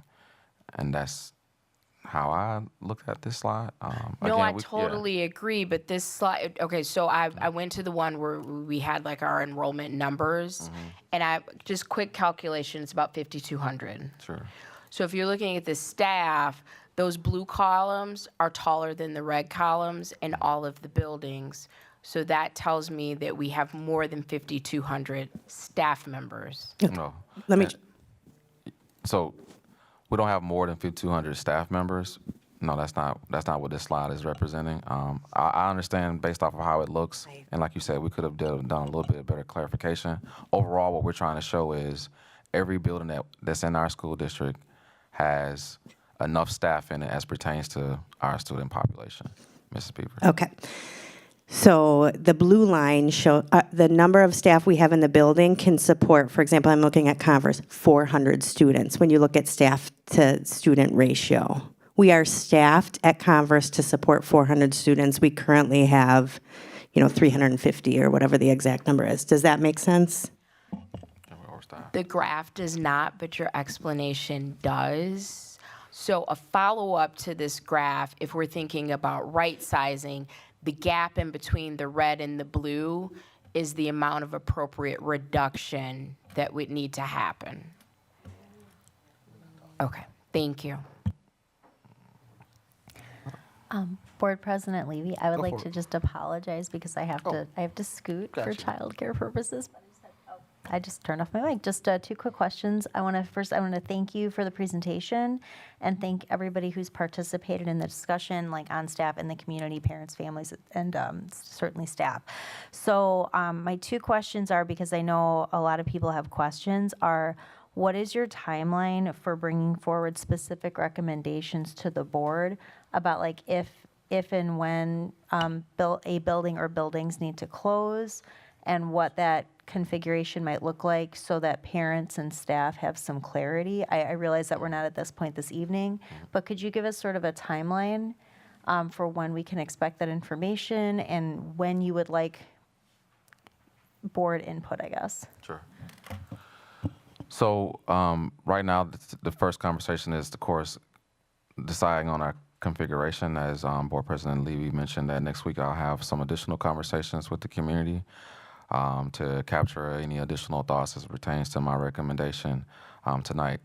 After that, at a later board meeting, the board can vote on the current configuration. And then from there, naturally, we will start having conversations around three major pieces. One, if let's just say the board decides this is a recommendation, there will be conversations about the current third graders staying in their current school, going into fourth grade, and then there would be a seesaw conversation. As I say seesaw, there will be a conversation with our current fourth graders who will be going to fifth grade next year, making sure that they know what schools they'll be going back to from an elementary perspective, because we will be looking at K4 to fifth grade. Then in March, we will be having additional conversations around, actually starting after the additional conversations, I need to start having conversations around what this grade band structure implicates. And as I've already shown, that it does implicate that we'll have smaller middle schools, and middle schools will be impacted by this. And that is when, in March, we'll have conversations around what our school structures will look like moving forward. The board will need to make a recommendation. The board will, at that point, be at a point where I'll be making a recommendation based off of what I believe we should be moving forward with to the board by late March, early April. That'll give us an ample amount of time. I shouldn't say ample amount. That'll give us time to make the necessary adjustments for our school district so that we'll be ready for everything that needs to happen by September, like I said, September the 5th when we start back school.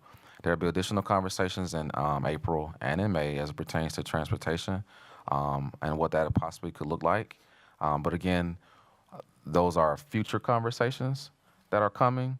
That this is just the pace in which we are at right now to make sure that we're capturing this first major hurdle, which is to decide what configuration we're going to go to, because that will, again, help us determine next steps moving forward. I really appreciate it, and I'm going to raise two more issues that don't need a response, but I want to be transparent and put them out there for you and for my colleagues on the board to consider. My one question that I'm going to have going forward, but not for this evening because that's not where we're at tonight, is looking at what the numbers could potentially look like if we didn't seesaw our fourth graders, if there was like a phased transition so that the children who are currently in fourth grade wouldn't have to switch and switch. I want to explore the concept to see if it's numerically possible, just to reduce the transition for those children. And then the second question that I have that does not need to be addressed this evening, but I want to put out for the good of the group, is considering that there's a child care crisis in Rock County and certainly all of Wisconsin, I'm curious if we're moving to I know we have a 3K program. Just curious what potentially this configuration, if there are opportunities that it unlocks to potentially go into offering a 0 through 4 down the road for our families, and what, like, building capacity-wise that might look like. I realize that that's far ahead, but I believe in forward planning, and I'm just curious if that's something that we could factor in as a consideration. So thank you very much. I appreciate it. And thank you all this evening. Thank you. Other board members? All right. Well, a couple questions I have then.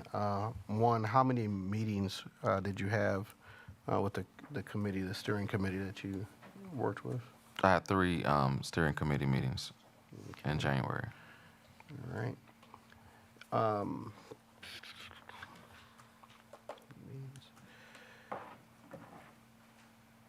So then also, I mean, this question has kind of come up at different times. When you look at that declining enrollment, various reasons people may be leaving the learning environment, not meeting expectations, or people feeling that academic achievement of their own individual student, not what they want. But did you come up with any other reasons for the decline in enrollment given?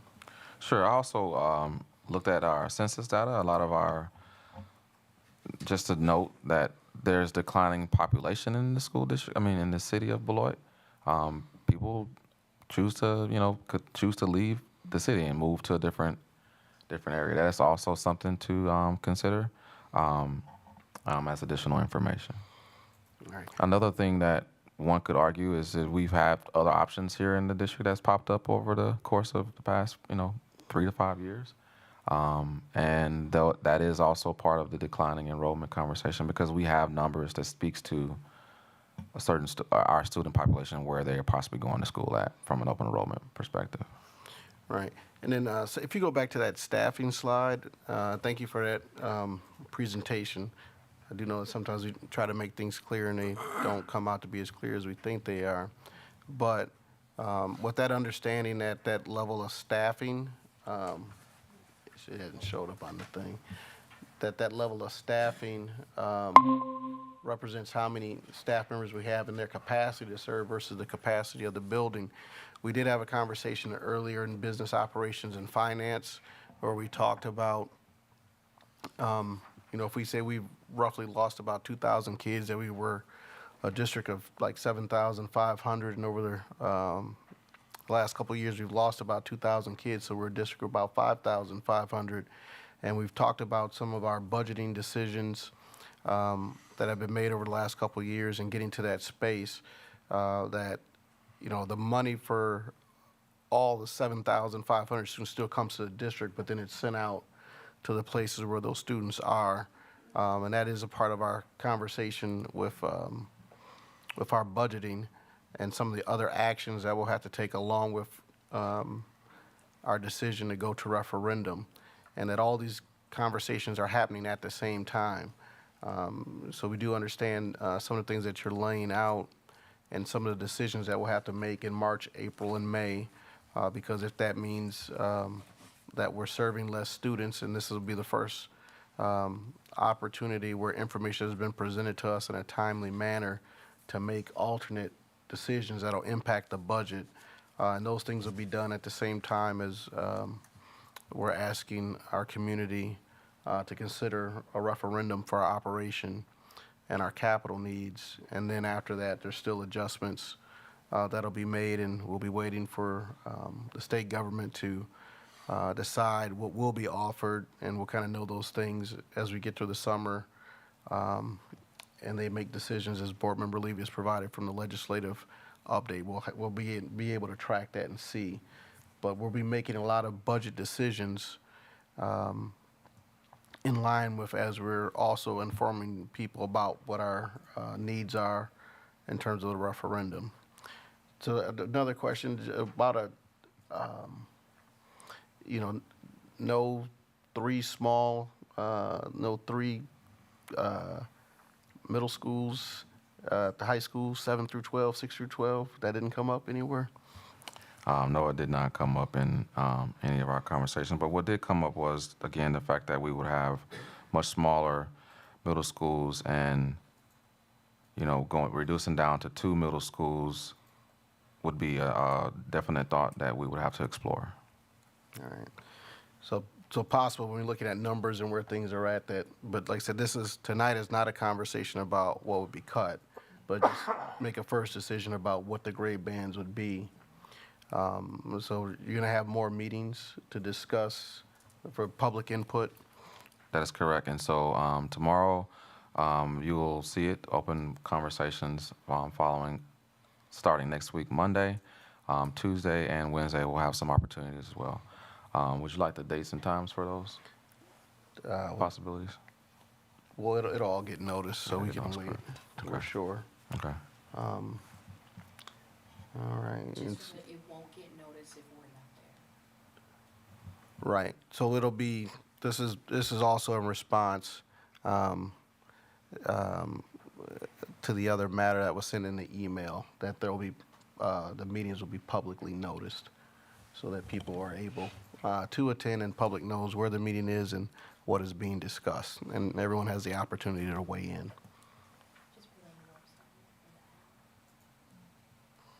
Yep. All right. All right. Any other board members with other questions? Board Member Winfield. If you don't mind, I'll go first. I got a comment and a couple of questions. So, comment, I was one of those parents who was blindsided by the first reconstruction. It was hurtful to go to, I'm just going to call them out of my head. I want to thank you and your team for bringing this to us. So I had to go to Morgan, I had to go to Aldrich, Todd, which is all on the same side of town.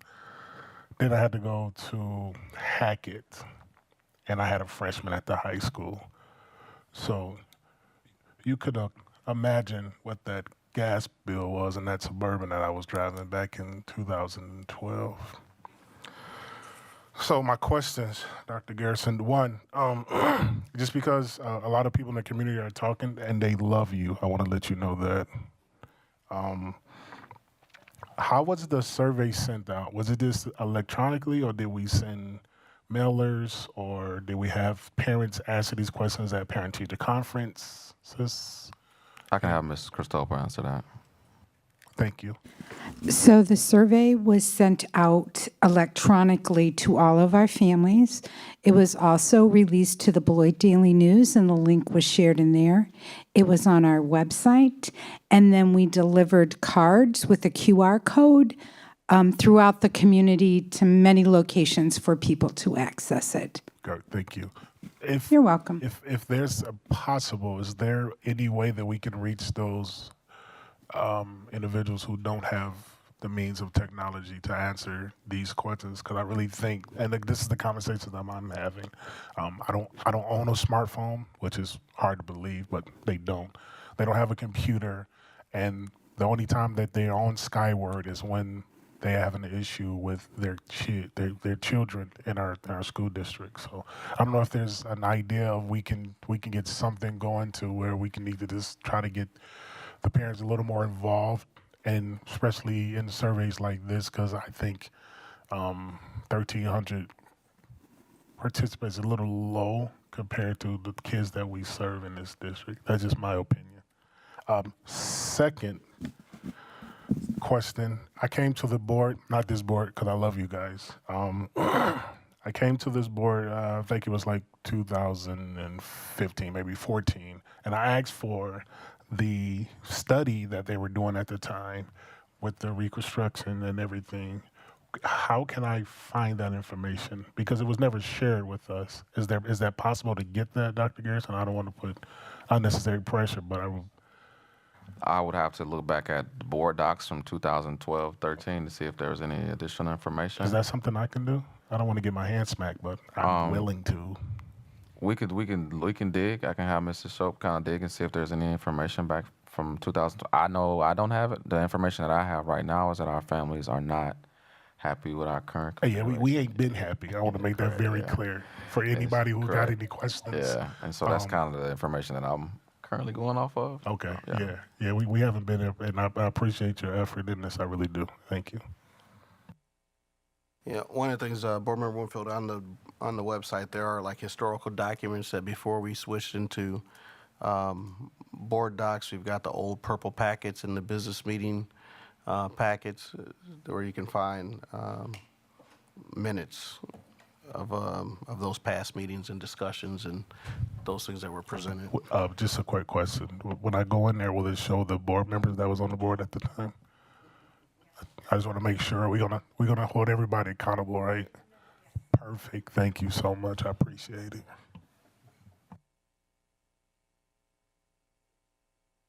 You know I'm gonna reach out. Thank you.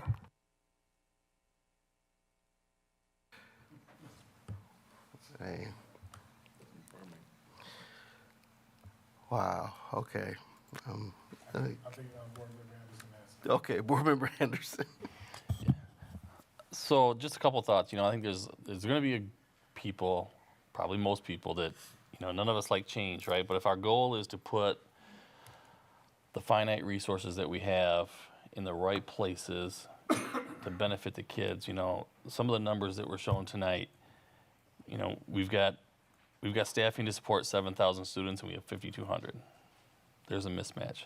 If we have building capacity up to 6,500, we have 5,200 students, right? So I think it's, again, we don't know what these changes are, but we know there's going to be some changes, and because there needs to be, right? So I think as Dr. Garrison goes through these, how many permutations and possibilities can we do to get to the right numbers on all of those? I would just ask everybody to be, open-minded and, hear out the rationale as he presents those recommendations, because they're going to be well thought out and based on data, because that's what he does. And so I just thought I'd throw that out.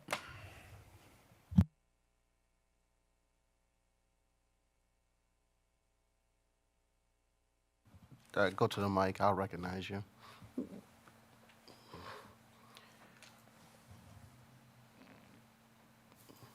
Hello, can you hear me? Yep. Okay. I'm just wondering, based off of the data shown, how are those numbers figured that staff are able to adequately serve so many more students? Like, where are those numbers figured from? So can you restate your question? I'm going to make sure I'm getting it correctly. So the data that we saw that showed that we have so much more staff than students, or that the staff that we have are able to serve so much more students, how is that figured? Like, where are we getting those numbers from to show that we can serve that many more students within those buildings? There's recommended class size, teacher to student ratios in policy.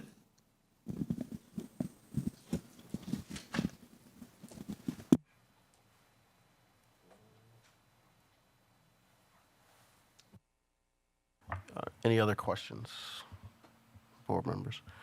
All right. So I think one of the other things to consider, and like I said, there was a concern from a community member about whether meetings were open and public because the superintendent chose to include other people in his deliberation process.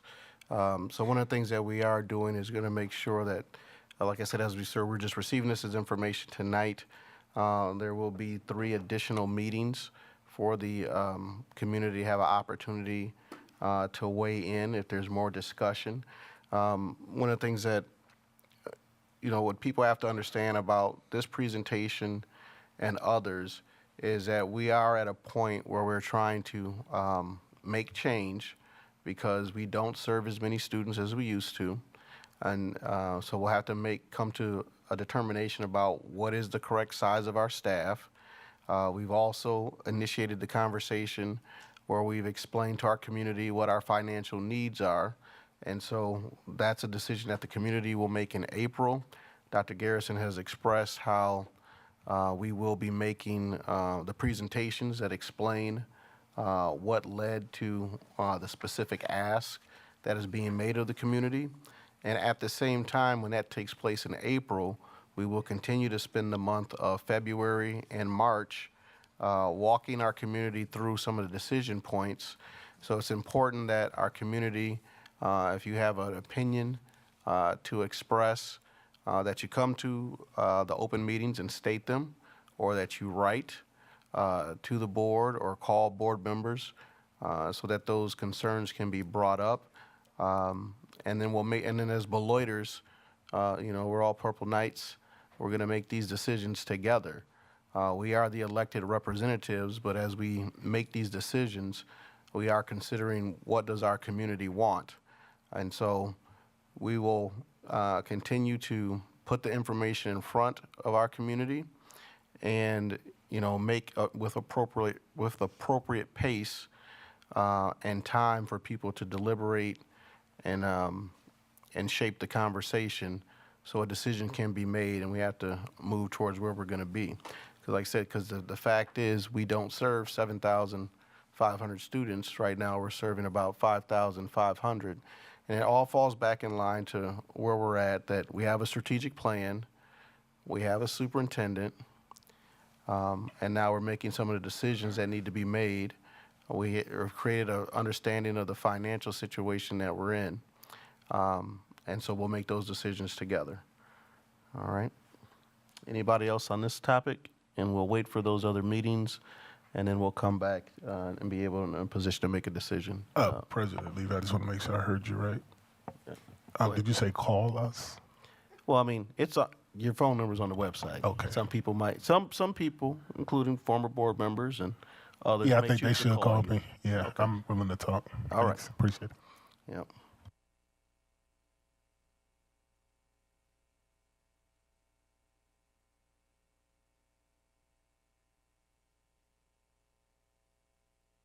So our next item, open records request, charging for employee time.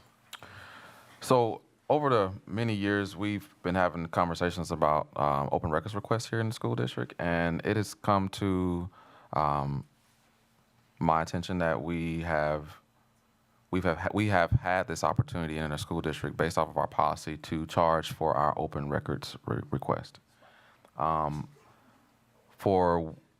And I don't want to get into like the history that when I wasn't here to make a determination of what discussions was made.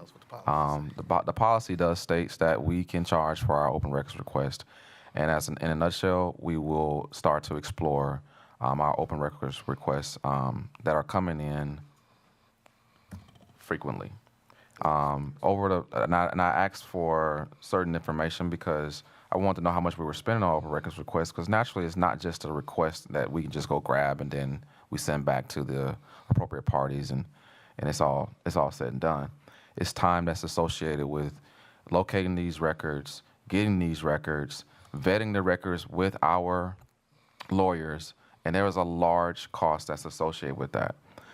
Just to give a snapshot, from June of 2022 to November, we $36,000 plus, and just in our spending around open records requests. That's just in the small snapshot. If I was to go back further, of course, I can have more additional information around how much we were, spending on open records requests. It's a large cost because again, it's not just, oh, here's a record, oh, let me just send the record, but it's a time-consuming opportunity.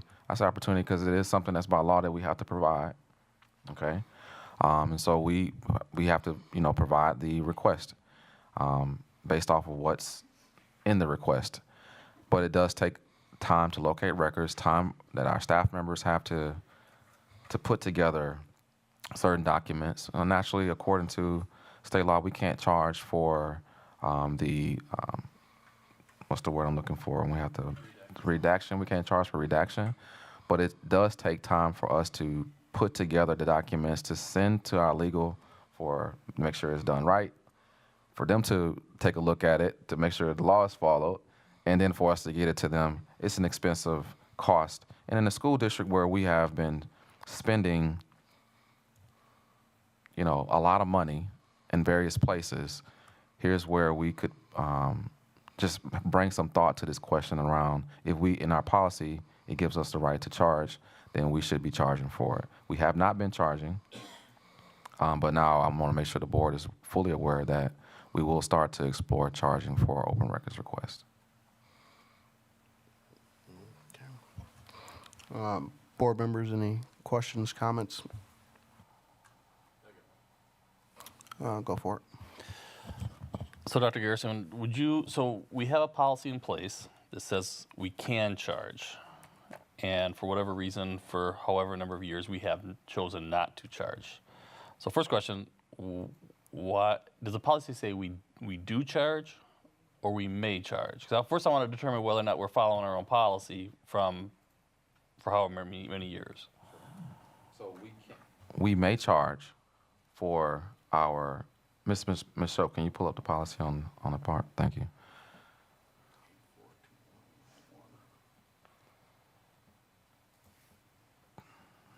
And then I guess while she's pulling it up, another question would be, if we spent, let's just say it cost us $36,000 to do this work, right? That's a real number. Mm-hmm. And I'm going to go ahead and kind of go to extremes to paint a picture. If we had 36,000 requests and we charged people $1, I could say, okay, that's a reasonable dollar amount for a request. If you say we've got 1,000 requests during that time, and we're going to ask people for, on average, $360 to get that information,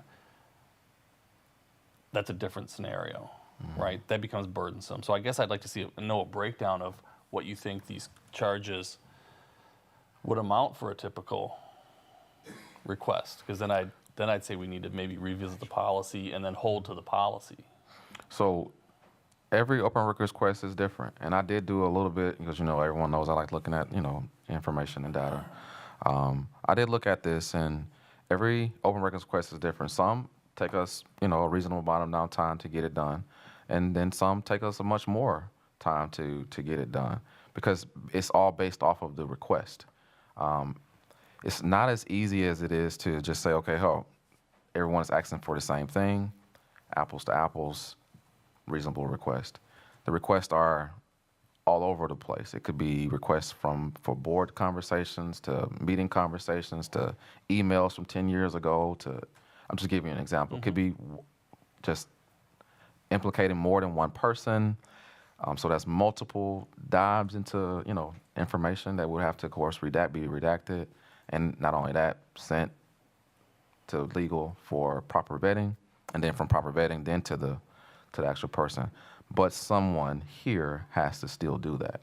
So the hours that it still takes is still a man time and job. I'm sorry, man or woman time job.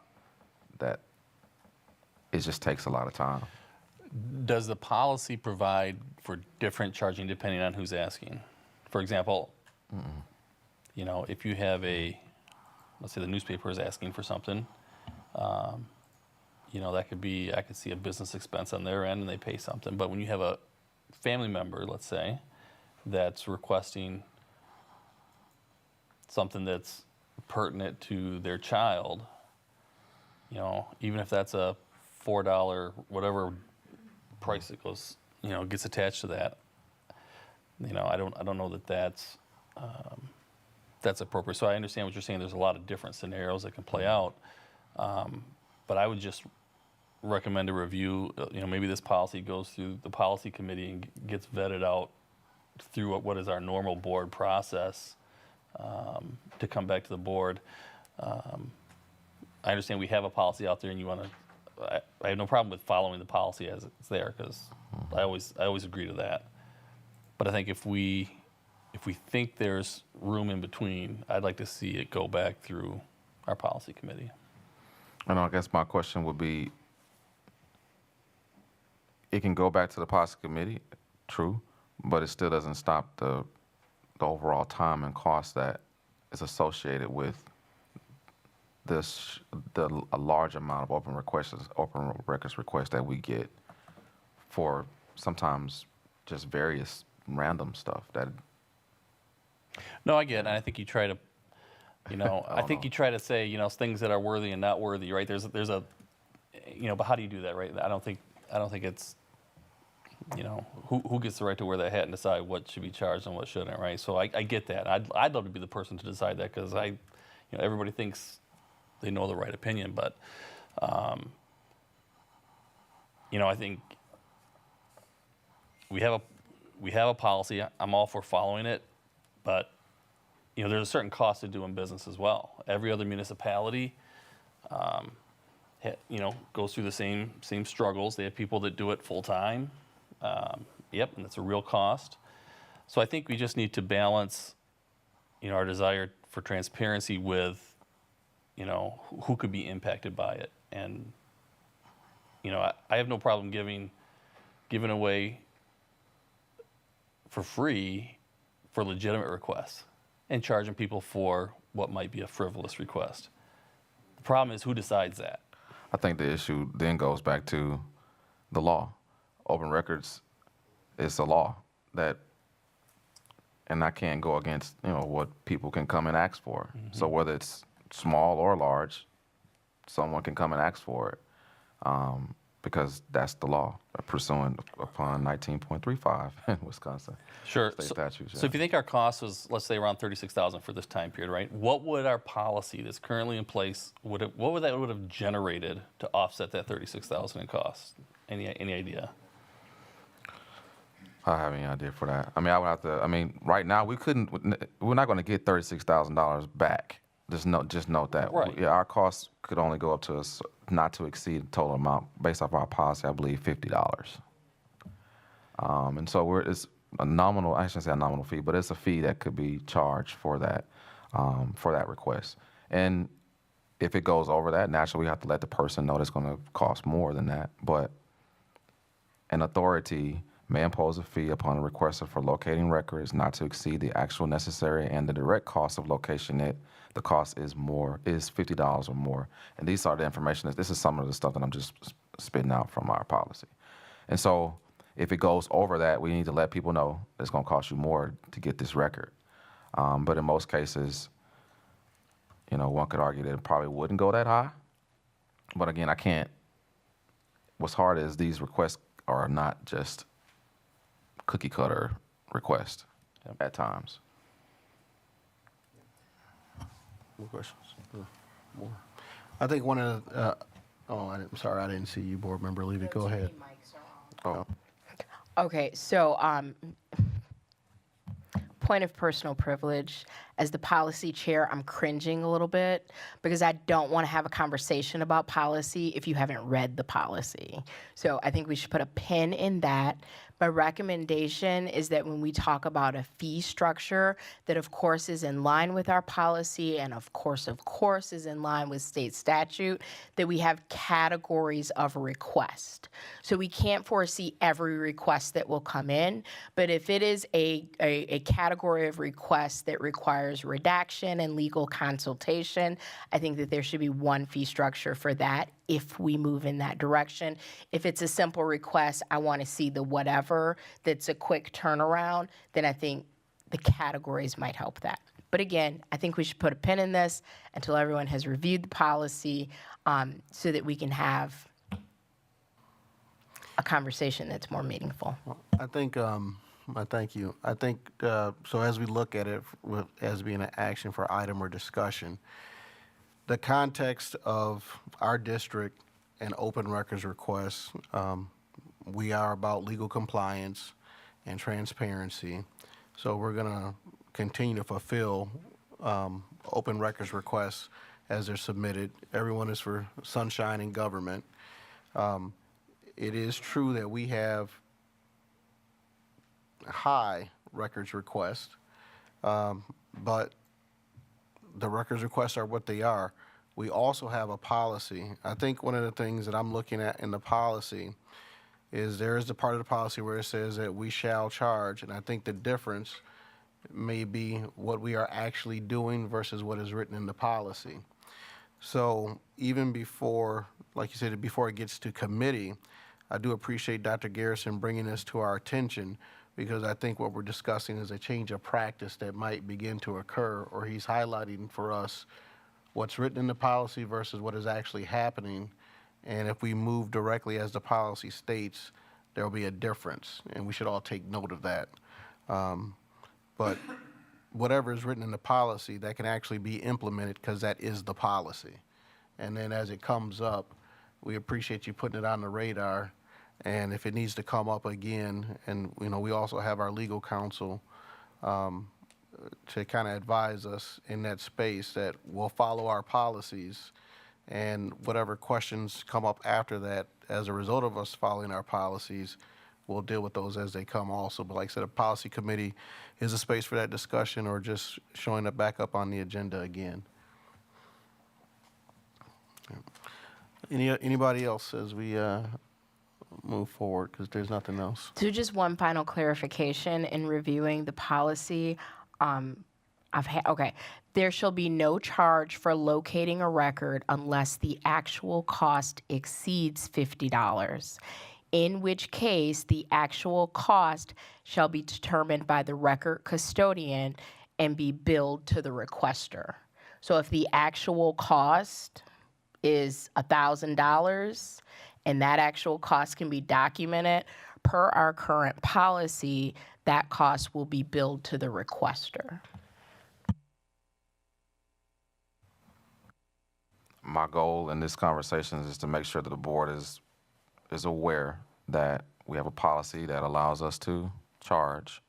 That hasn't, I don't want to say it hasn't been a practice, but that's been something that has been a practice here, where we necessarily haven't charged.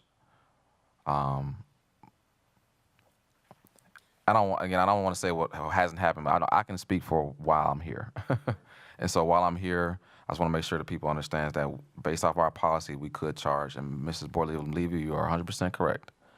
Based off of our policy, if it's that high, we can charge that back to the requester.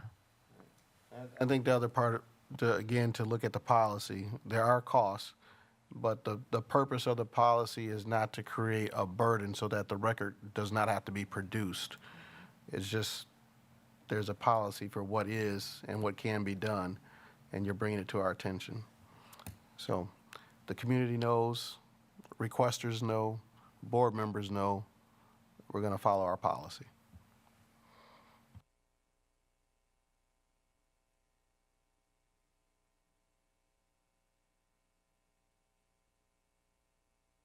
Use of switch for simultaneous interpretation for board meetings. Yes, this is another conversation as it pertains to just looking at funds in our district and how much we're spending in our district as it pertains to our simultaneously, not only just videoing all of our meetings, but also we also translate, thank you, Board Member Levy. We also translate all of our meetings in Spanish. Sometimes we have people in the audience or sometimes people are at home that listen in on the translation. But I have to be honest with you, and looking at that service, we haven't had the participation in which maybe this was put in place for when we were during the pandemic. And so over the past year, Mr. Shope, you mind pulling up that Swiss account, please? Over the past year, we have been, of course, it costs to have the Swiss come in, and naturally we appreciate the services that's been rendered by that company. But it does come with a cost. And we also want to provide a cost. The cost that's, how can I say this? The cost that we have is duly noted.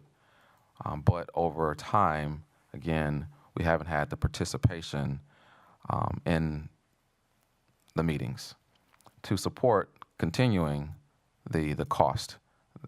This was something that was brought from the board, and I thought it'd be important that we bring it back to the board conversation, because we also have other opportunities in which we could still do our translation through closed captioning.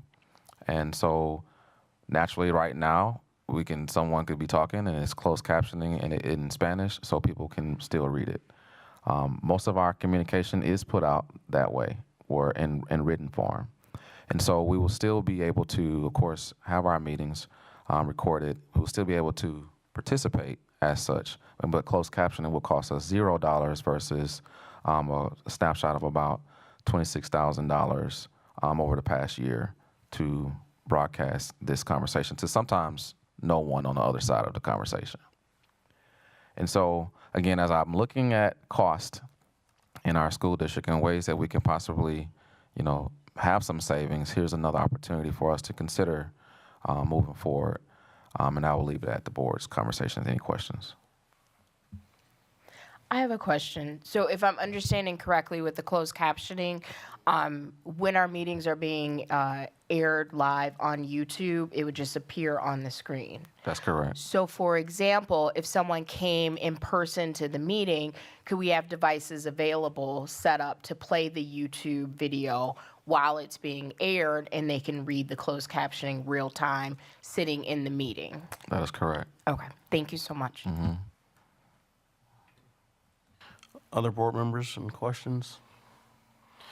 So just for clarification, so I understand, like I said, for the first part is because we want open participation for all in the public. Even if one uses it, then that's their right to that meeting. And these are the accommodations that we're trying to make to be inclusive of our whole community. So this does not take away a need that's being met.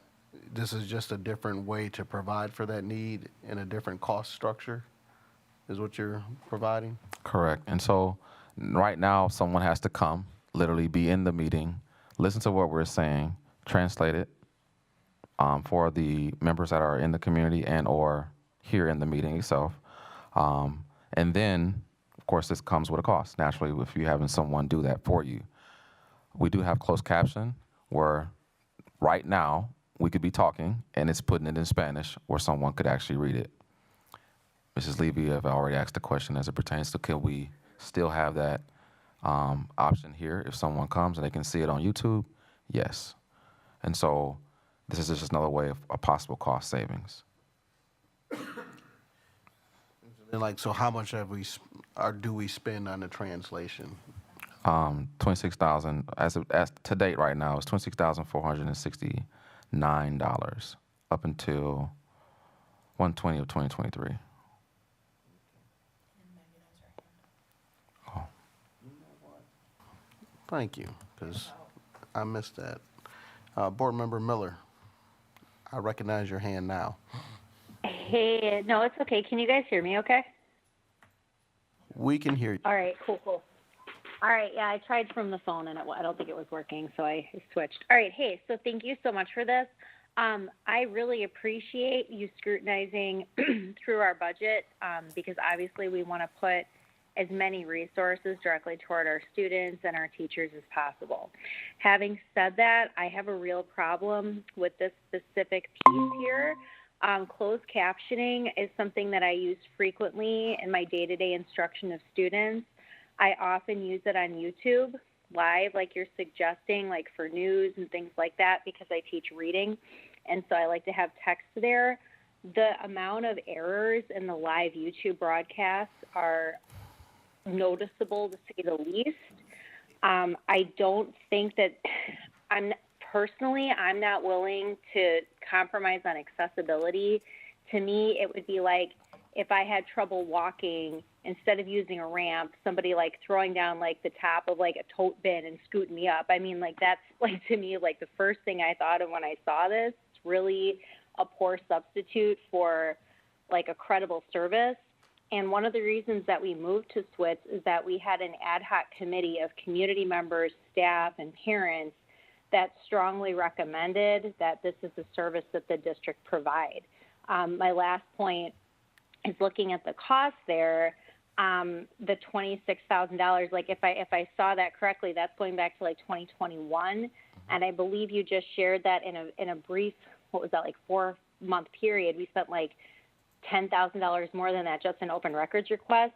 I'm sure there are other administrative pieces that we spend a lot of money on that are, we could probably look to cut before we take away something that is like vital to community accessibility. And I thank you so much. I really did consider that too, Board Member Miller. Naturally, I do not want to decrease the access, but this snapshot is because we don't have the participation in the room. There's not people logging on, and again, we're talking to in this case, sometimes one other person or nobody. And so. So can I clarify? Sure. I'm sorry, my cat is really loud and meowing in the background. If you hear noise, I apologize. Cool. It's good night. So, okay, we use SWITS not just for our meetings, though.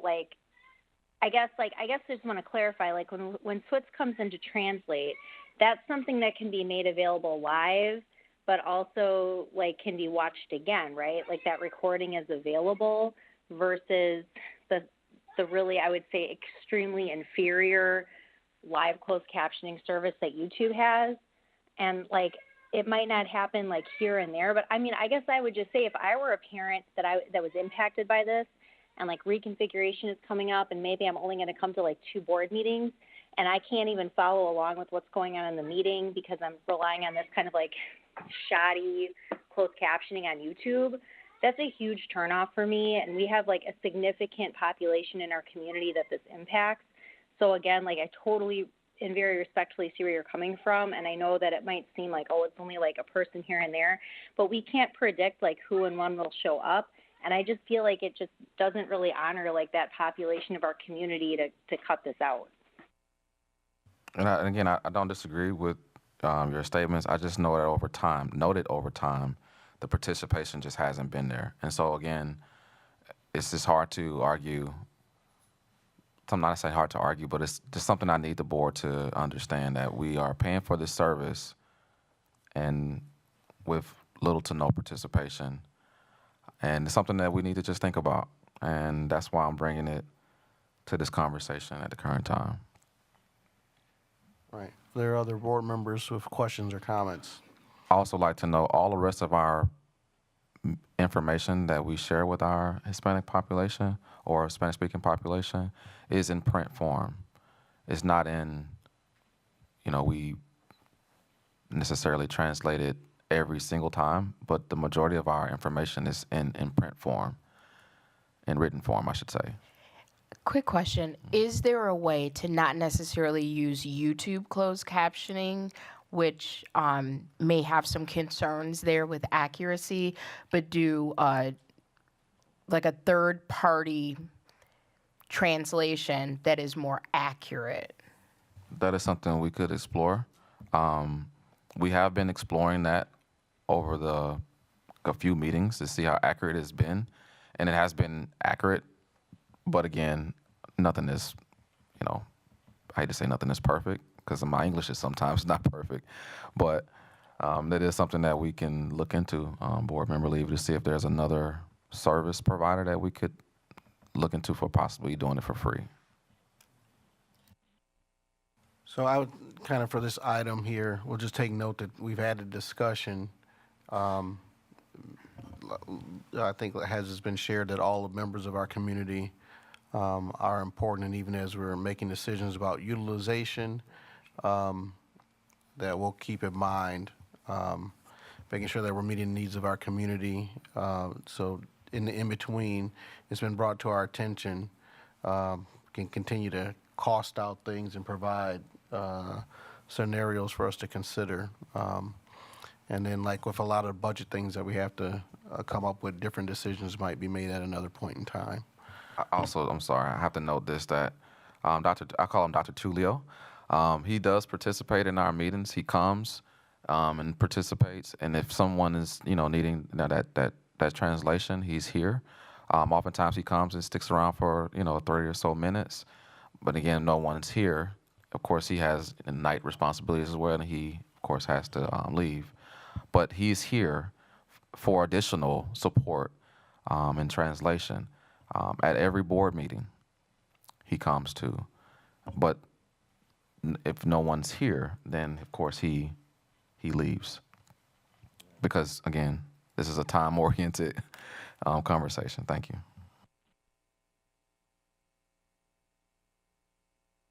Board Member Miller? Yeah, just want to clarify. Are we paying Mr. Duran for his translation services at these meetings when he comes? He's a salaried employee, and it's part of his job responsibilities as parent liaison to our community. That's just part of his overall, I shouldn't say pay scale, but that's part of his responsibilities. Okay, thank you. I just wanted to clarify because I just know I've worked in other, not in our school district, but I've worked in other professions where employees that are bilingual are expected to do interpretation for free, and it's really a disservice because it's something people should be compensated for. So I'm very happy to hear that we're compensating Mr. Duran for that. Thank you. Correct. That's in his role. Thank you so much for the question. D, budget update. Good evening. This is the second of the budget updates that were started last month. And I did, typically, the budget update is about an update on the development of next year's budget, but I intentionally phrased it as budget update so I could include a budget update on the current year budget, and then I'll go to the budget tracking report. The nice thing about, usually the finance person is the one giving bad news, deficits, everything's, tough. We got to, sharpen the pencil. But this is, this budget update about our current year budget I actually have some good news. So we do monitor the current year budget to make sure we're on target. And recently, Superintendent Garrison and the team put together a review process for staffing. I think this was discussed with the board. The cabinet and team reviewed current vacancies and put a hold on filling a number of positions. And so we wanted to report that this has saved the district over $1 million by putting many of these positions on hold. In addition, they also reviewed some positions that we don't expect to include in next year's budget, so that will also reduce staffing costs in the budget next year as well. So this is progress, and it would reduce our budget. So then the other area, we met with our health benefit consultants, and I asked them to do a cost trend run out of our current year health benefits. And now this is highly variable, but we went over this, and they saw that we're having I don't know if this is, I'm trying to figure out the best phrasing. We're having a good year as far as costs to the district's health plan. That means that we have fewer people needing significant health procedures, and which is good because we have a healthier staff. So we should also experience noticeable savings on our health plan. So when you combine those two, to make a long story short, this should help reduce the shortfall that we have budgeted at about $4 million in our current budget, so that should be lower. Now, this is a snapshot in time, and you could have things intervene that could also bring back those costs, but this is so far we do anticipate some savings. So anything else to add on that? Sure. I mean, as we've been talking about savings over time, we've looked at, contracts, we've looked at staffing, we've froze some hirings as it pertains to kind of where we are right now. We're looking at many different budget lines. And so to me, this conversation tonight, or our board meeting tonight, and the information I'm bringing to the board tonight is, again, my way of really taking a deeper dive into our financials and seeing looking at possible ways that we can save money here in our school district. Naturally, when we're saving money in our school district, that means the more money is put back towards supporting our students and staff. And so as we continue to do that, again, over these next few conversations, even with the reconfiguration, there's going to be additional possible savings that's going to come up through these different conversations, including, things that we know, and possibly things that we haven't seen yet. And so there's going to just be different opportunities for us to have savings, even when it comes to looking at our school district as a whole from a staffing perspective, which was noted. We're looking at all of those themes to see where we can possibly save. May I? Got it. Thank you. So Dr. Garrison and the team, thank you for keeping an eagle eye on the budget, and it may be a good idea to keep a running list of those cost savings that we've actually realized because I think that that's something that we definitely want to share with our community. This is how we're using our resources wisely, and then these are all of the areas and ways in which we are saving money and redirecting it back to our classrooms, back to our students and our staff. Sounds good. We'll take note of that. I always keeping track of all that stuff, so. Any other questions on current year budget? Okay, then I wanted to go, this is the budget assumptions tracking report, month number 2. I don't have too many updates, but as part of this budget cycle, we're getting into the area of where the leadership team will be defining strategic priorities for the upcoming year. And soon we'll be putting together the packets and processes for having departments begin to work on their budgets. That will be starting soon. But I did want to mention that during the last meeting, President Levy, you were saying, please put in some decision points in this tracking report so that you have a better idea of, at what points will there be some board intervention or input needed. So I did include that in here. It's so one of them I did put in is in June. I put it all purple. I used a lot of purple because of the Purple Nights thing, and I noticed that. I got a purple tie on too. So this year we're hoping, the plan as part of the budget schedule is to have an interim budget approved in June. So I put that all to show you that's a major board action, adopting an interim budget. And then there will be some preliminary meetings with the board as to the structure of the budget and how it was put together. But there's some other decision points. One of them is that I have in the ESSER in April, I have 2 decision points. We're waiting for the referendum results, and we have ESSER funding is a matter that would be changed, planning for that dependent upon the referendum results. So that I put down as a decision point at some point, be changing some of that use of the ESSER funds in April. The other thing is state budget action will be concluded hopefully in July, so I don't have that in purple. It's more of a color like orange. So the state budget action has a significant impact on the district's finances. It's a huge question mark for the district. So, so then what we would recommend is that we would make significant changes to the budget based on state budget action. We should know some preliminary information about state actions maybe in May, but that's very preliminary. So those will be some times when you'll see significant changes. But the other thing is because of the uncertainty of the state budget, I put in here, and this can be changed, but a decision point on employee compensation should be on hold until clarity on the state budget is completed, which would be probably closer to when we have more clarity on what the state budget action will be.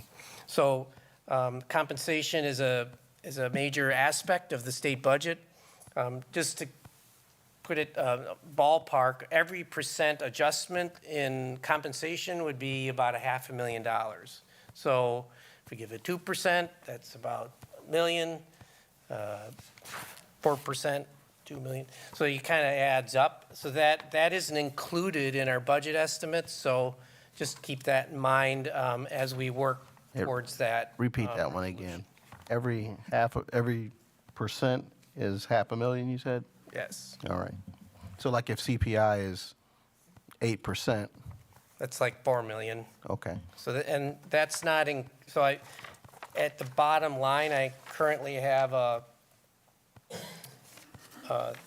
we're at about a $5 million shortfall to resolve. That would add 4 million to that. So you can calculate on your own. This is a good math item for problem-based learning right here. So.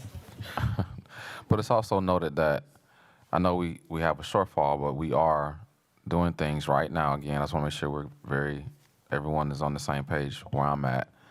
We're doing things right now that could possibly put us in a balanced budget before the end of the school year. And that's what, when I came here, that I wanted to make sure that we just didn't talk about, that we actually start moving on some of these different recommendations. And so I appreciate the board and the considerations as I bring certain opportunities to us to save money for consideration. Yeah, exactly, and then the state action will also, it's likely we will get additional revenues allocated by the state. Another decision point, and as an example, in the next budget tracking report, some of the staffing savings that we've identified, that I just did identify as part of the current budget, I'll reflect in here the projected savings from that in March. So we already have some planned savings for the budget in that area. So there is one final decision point I wanted to bring to you that's actually right here in this month, is we did meet with our, this is about employee benefit costs in the health area. So in meeting with our consultants, if we are going to make any changes to the benefit plan, it has to be done in a timely fashion so it's implemented for September. So we have to have an earlier discussion on that. There are some options that could be considered for budget savings that would maintain a competitive plan while avoiding the impact on employees' annual out-of-pocket costs.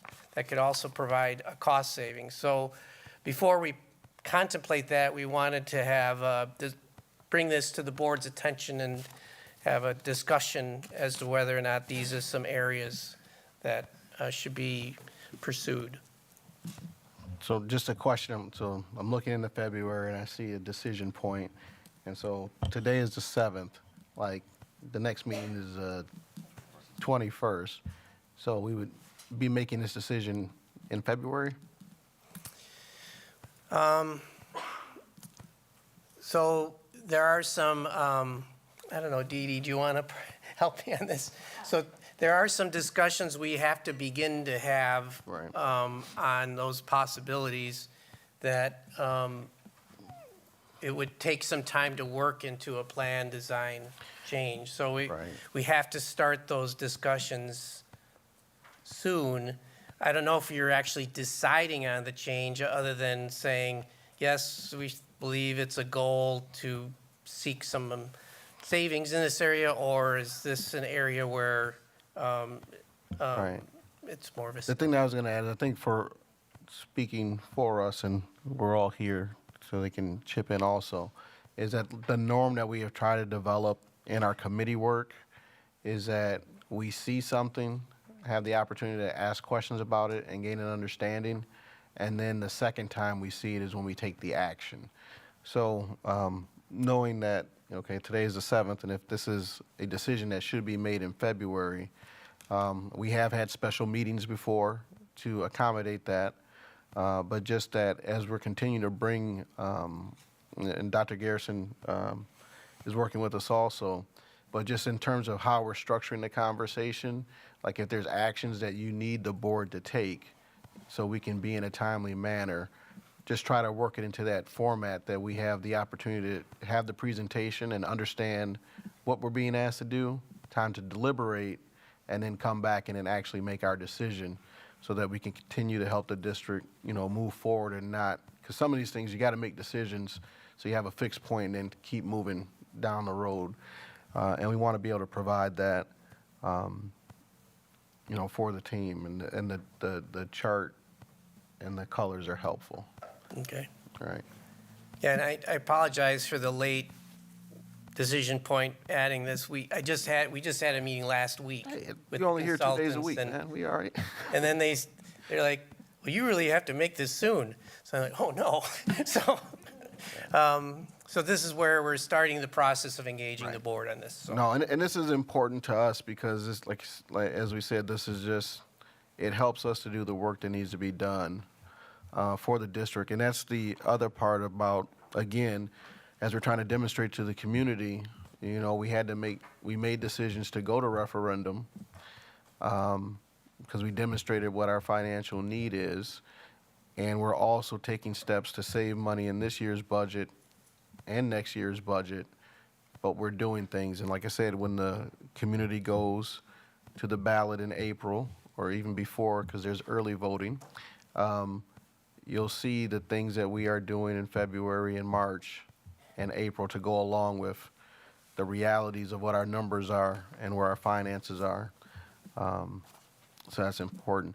I'm going to add another question about, so employee benefit cost increase or decrease, and like kind of heard what I know like at times, sometimes employees need to use health insurance, and it's not just the employee, it's their families also. And why do you have health insurance? Because sometimes people get sick. And so in some years there's high catastrophic use, higher utilization. So where are we kind of at this point? And then have we had those conversations? You said you had conversations with the benefits consultants, and of course they're giving us options of things that we could do that could increase or decrease what the cost is to the employee versus what the savings is to the district. And have you had those conversations? Are you beginning to have those conversations with the employee groups and their representatives so that they understand what might be happening? Yep. So this is a partnership with Dee Dee here, so. So having a functioning team and all the people in place helps. Yeah. Did I turn it off? Sorry. So what we're doing is gathering information and trying to see what options exist. Our next step is to ensure that we engage our BEA, for example, and make sure that we present that information and gauge from them what impact they feel it will have on our staff and how favorable it would be to move forward so that we can then come back to the board and present what those outcomes were from their feedback. Excuse me. And then obviously too, if we've got about 850 employees, but based on our numbers, if we end up with less than 850 employees, the impact to what we're doing is different. We kind of talked about that last year with the compensation study, that we set up a new compensation plan, but at some point in time, there might not be as many people benefiting from that compensation because appropriately the size of the workforce has been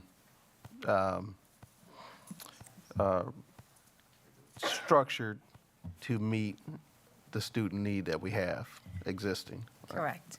Okay. Thank you. All right. So is that kind of the outline of what the February decision is? Correct, yeah, we'll discuss this further and then bring it back to the board. Okay. And then just the May-June decision point on employee compensation adjustment, that is like what CPI might be and if we're going to be able to offer the full CPI or Exactly. what agreement we might have. Exactly. All right. All of those conversations are, of course, in conjunction with the BEA, and so naturally, when we start thinking about that, for me, it's really about making sure that we have constantly had the conversation so that people at least know where we are and what we can do, and what we can't do. You know, I think that's a part of the conversations. And so not hopefully, we know that in the next few months here, we will be having more conversations with our with BEA to kind of start these conversations moving forward. There's also conversations out there around, you know, possibly early retirement conversations that we have to start having as well. All of these possible vacancies that'll happen when we talk about some early retirements also looks at a reduction of staff and how that can actually impact us overall in our budget. Any other board members? Just, a comment. I'm glad to see that you have included both on the enrollment and in the expenses, the students that are open enrolled out or through charter school enrollment and voucher enrollment, and the cost, just partially so that the public, when you look at this, to understand that the school district gets the state and federal funding for all students, whether they're in open enrollment out or the charter school, in which that money then, almost all of that immediately gets fed back out to the open enrolled and to the charter schools to cover those tuition costs. So while it is shown as income for the district and expenses, it really doesn't have anything to do with students that we are serving currently in the school district of Beloit. The other thing to understand is I know we've talked a lot about special education funding. And we get money from the federal government, which is called flow-through dollars. But it's important to understand that 10% of that money that comes from the federal government, we have to then spend on non-voucher parochial schools to provide special ed services there. And also that there's about a 15% of that that's set aside to main efforts to provide supports for students, hopefully to keep them from being enrolled into special education.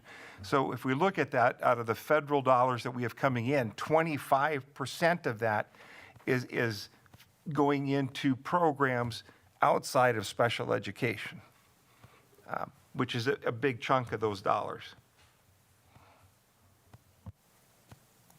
Thank you for pointing that out. There's also, we provide pupil transportation to private schools as well. So there are a number of expenses embedded in our budget that are actually for private school students. And then, any other board members a question? And just the budget, the strategic plan prioritization, what is that and when is that? So that's something that we just began discussing in cabinet today. Those are, what are the strategic priorities, the major priorities we want to accomplish as part of the next budget?